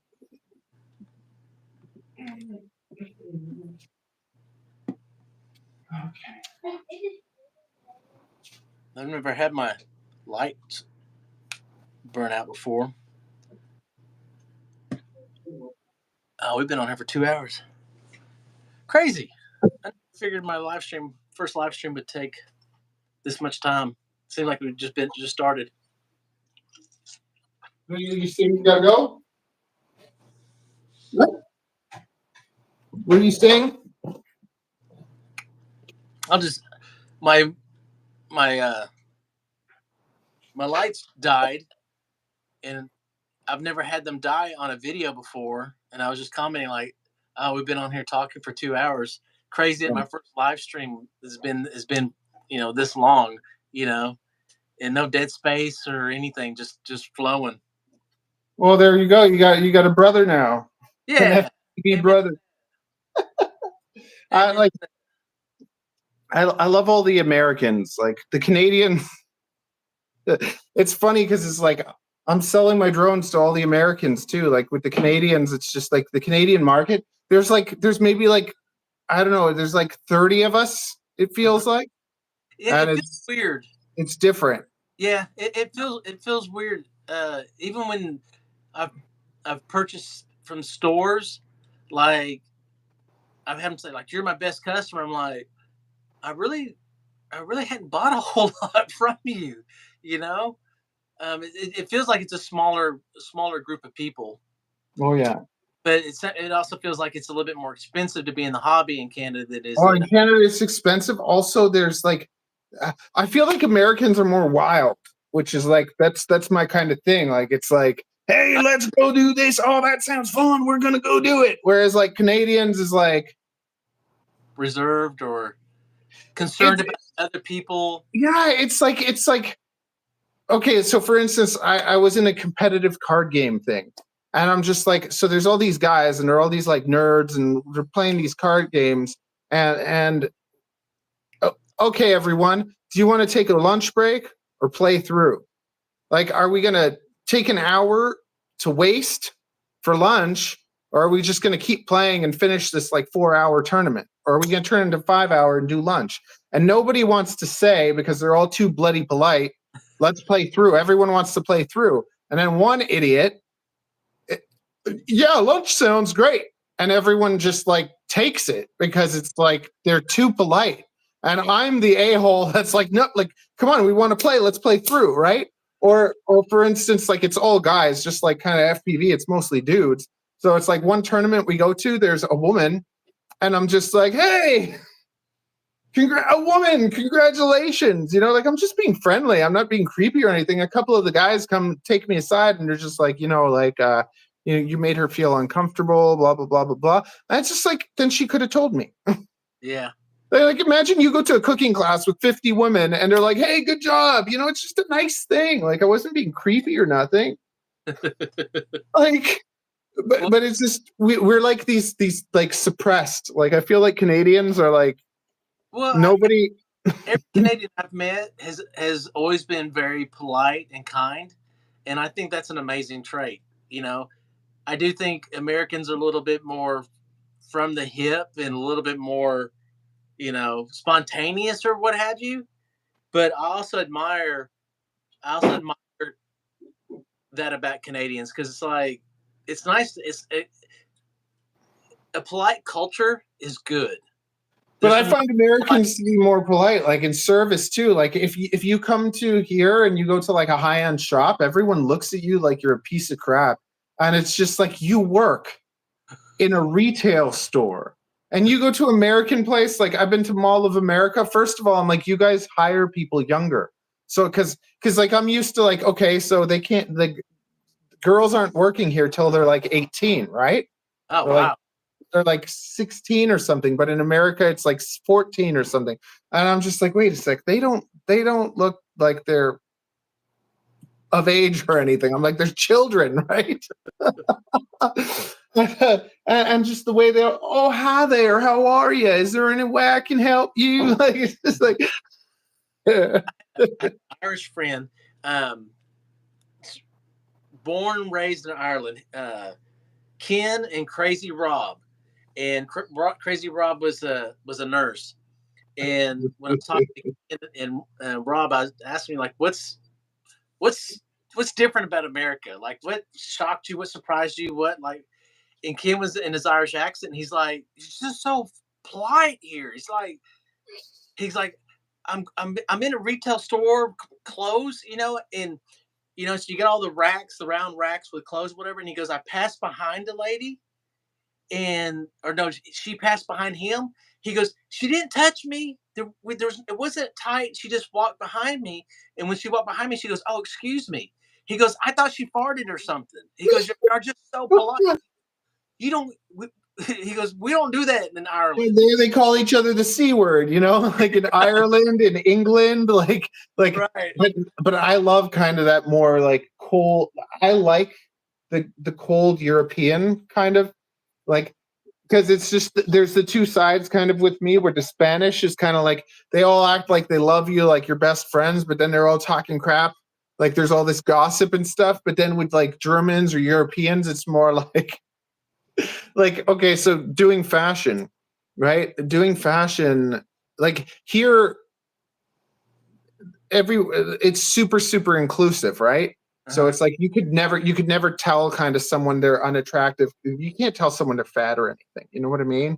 Like you can't, like there's none of that. You're beautiful just the way you are, kind of like, So there was this Russian model that I worked with, and she had like when she first came here, she had to be careful because she's like here, like just like they're not even models. Like she's like like like like I don't understand. Like they're not even real models.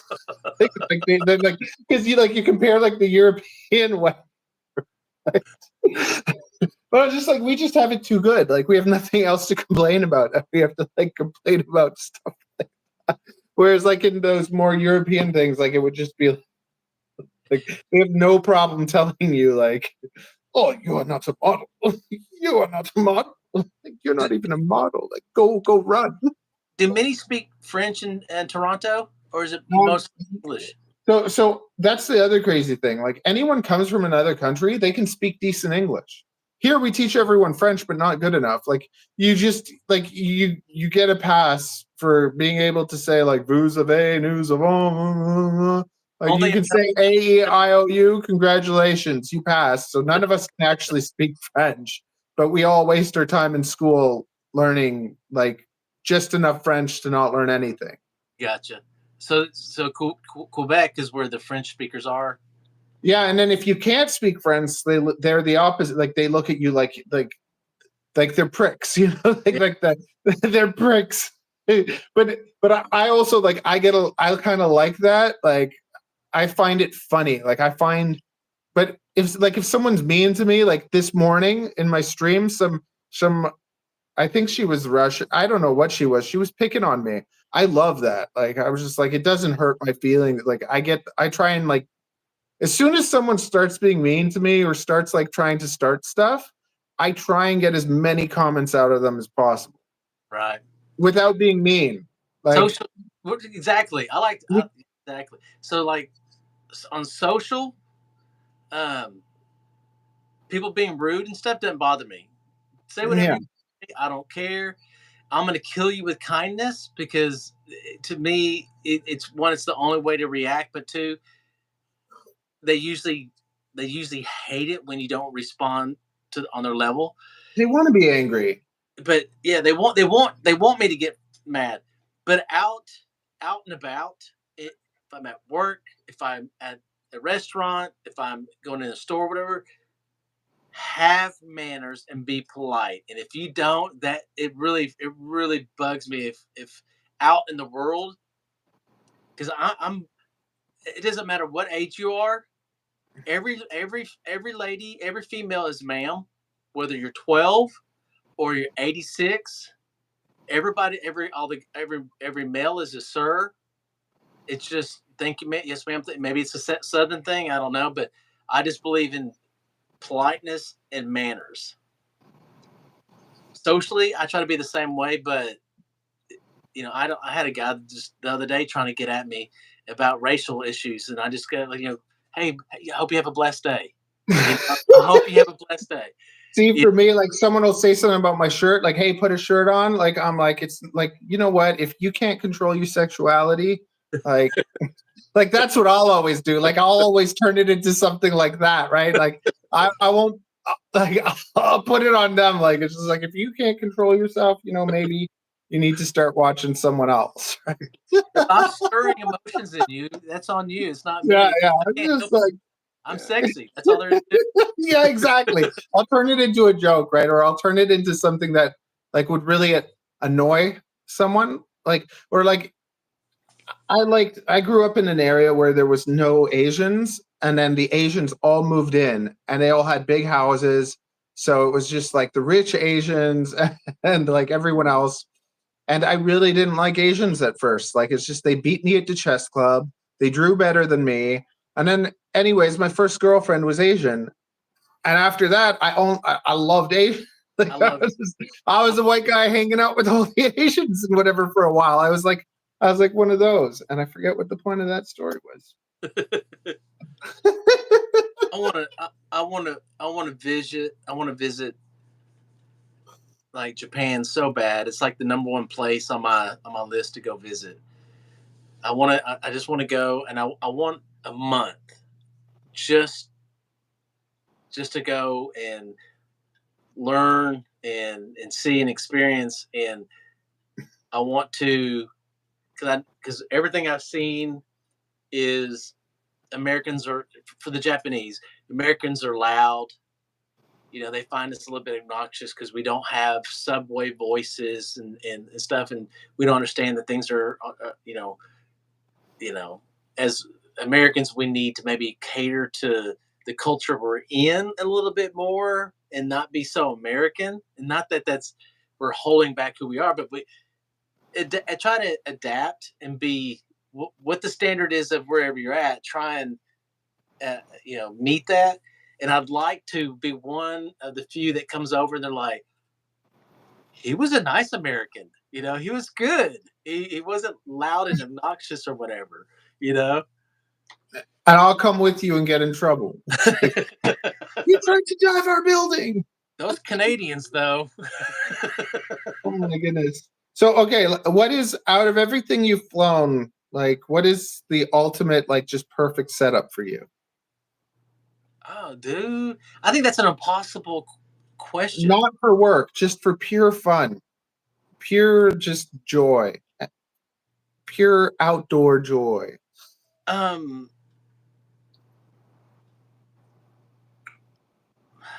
Man, that's hard to answer because think back on all the different builds I've done and stuff like that. Like at the stage of growth that you're in, it changes. Okay, so what was the first thing that you flew where it was just like, this is like sex? Like, this is just perfect. I would say the TP3 blew me away when I built it and got out flying it because it was so different from the Was it tiny the 3S or was it the 1S? Which one was it? 3S. Yeah. So like the 1300 motors? Like the Yeah, 1304s on a 13, 3S? 13, 1303.5, I think. Okay. Yes, thank you. I'm still rocking the original FPV cycle.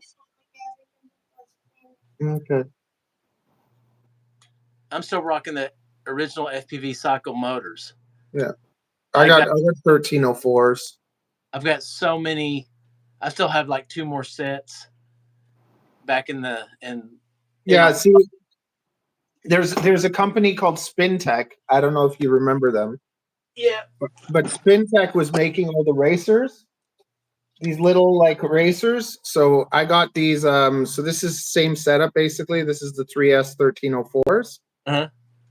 And so yeah, my Discus, it's 3S 1304s on the 654, the 653S.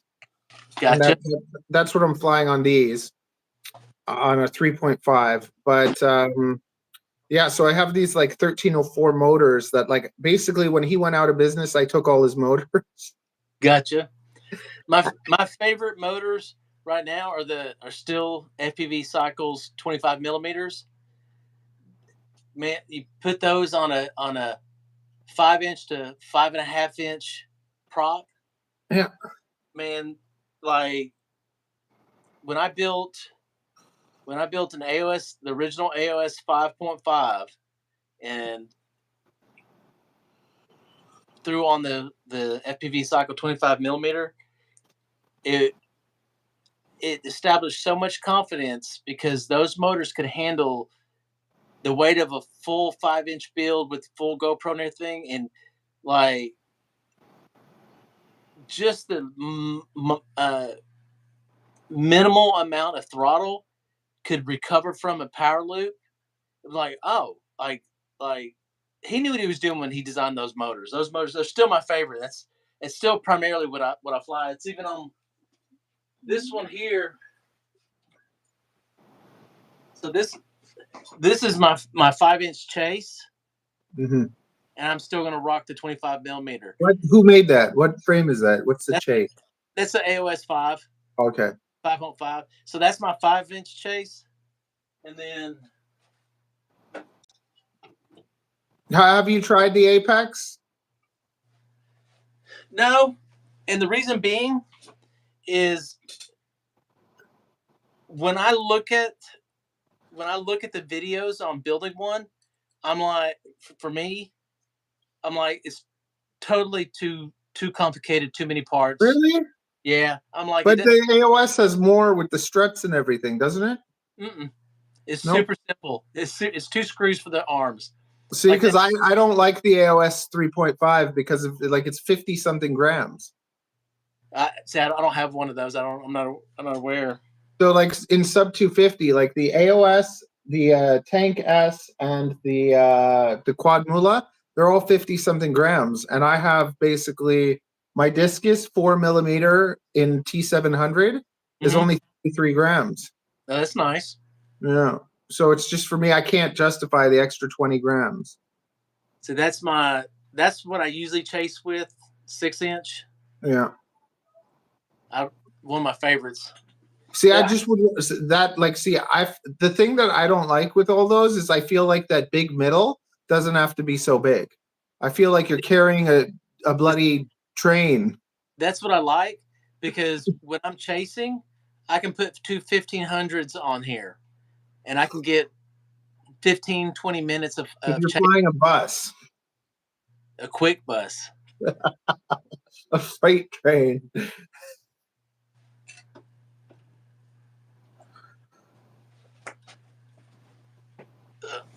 Oh, I need to put that up too.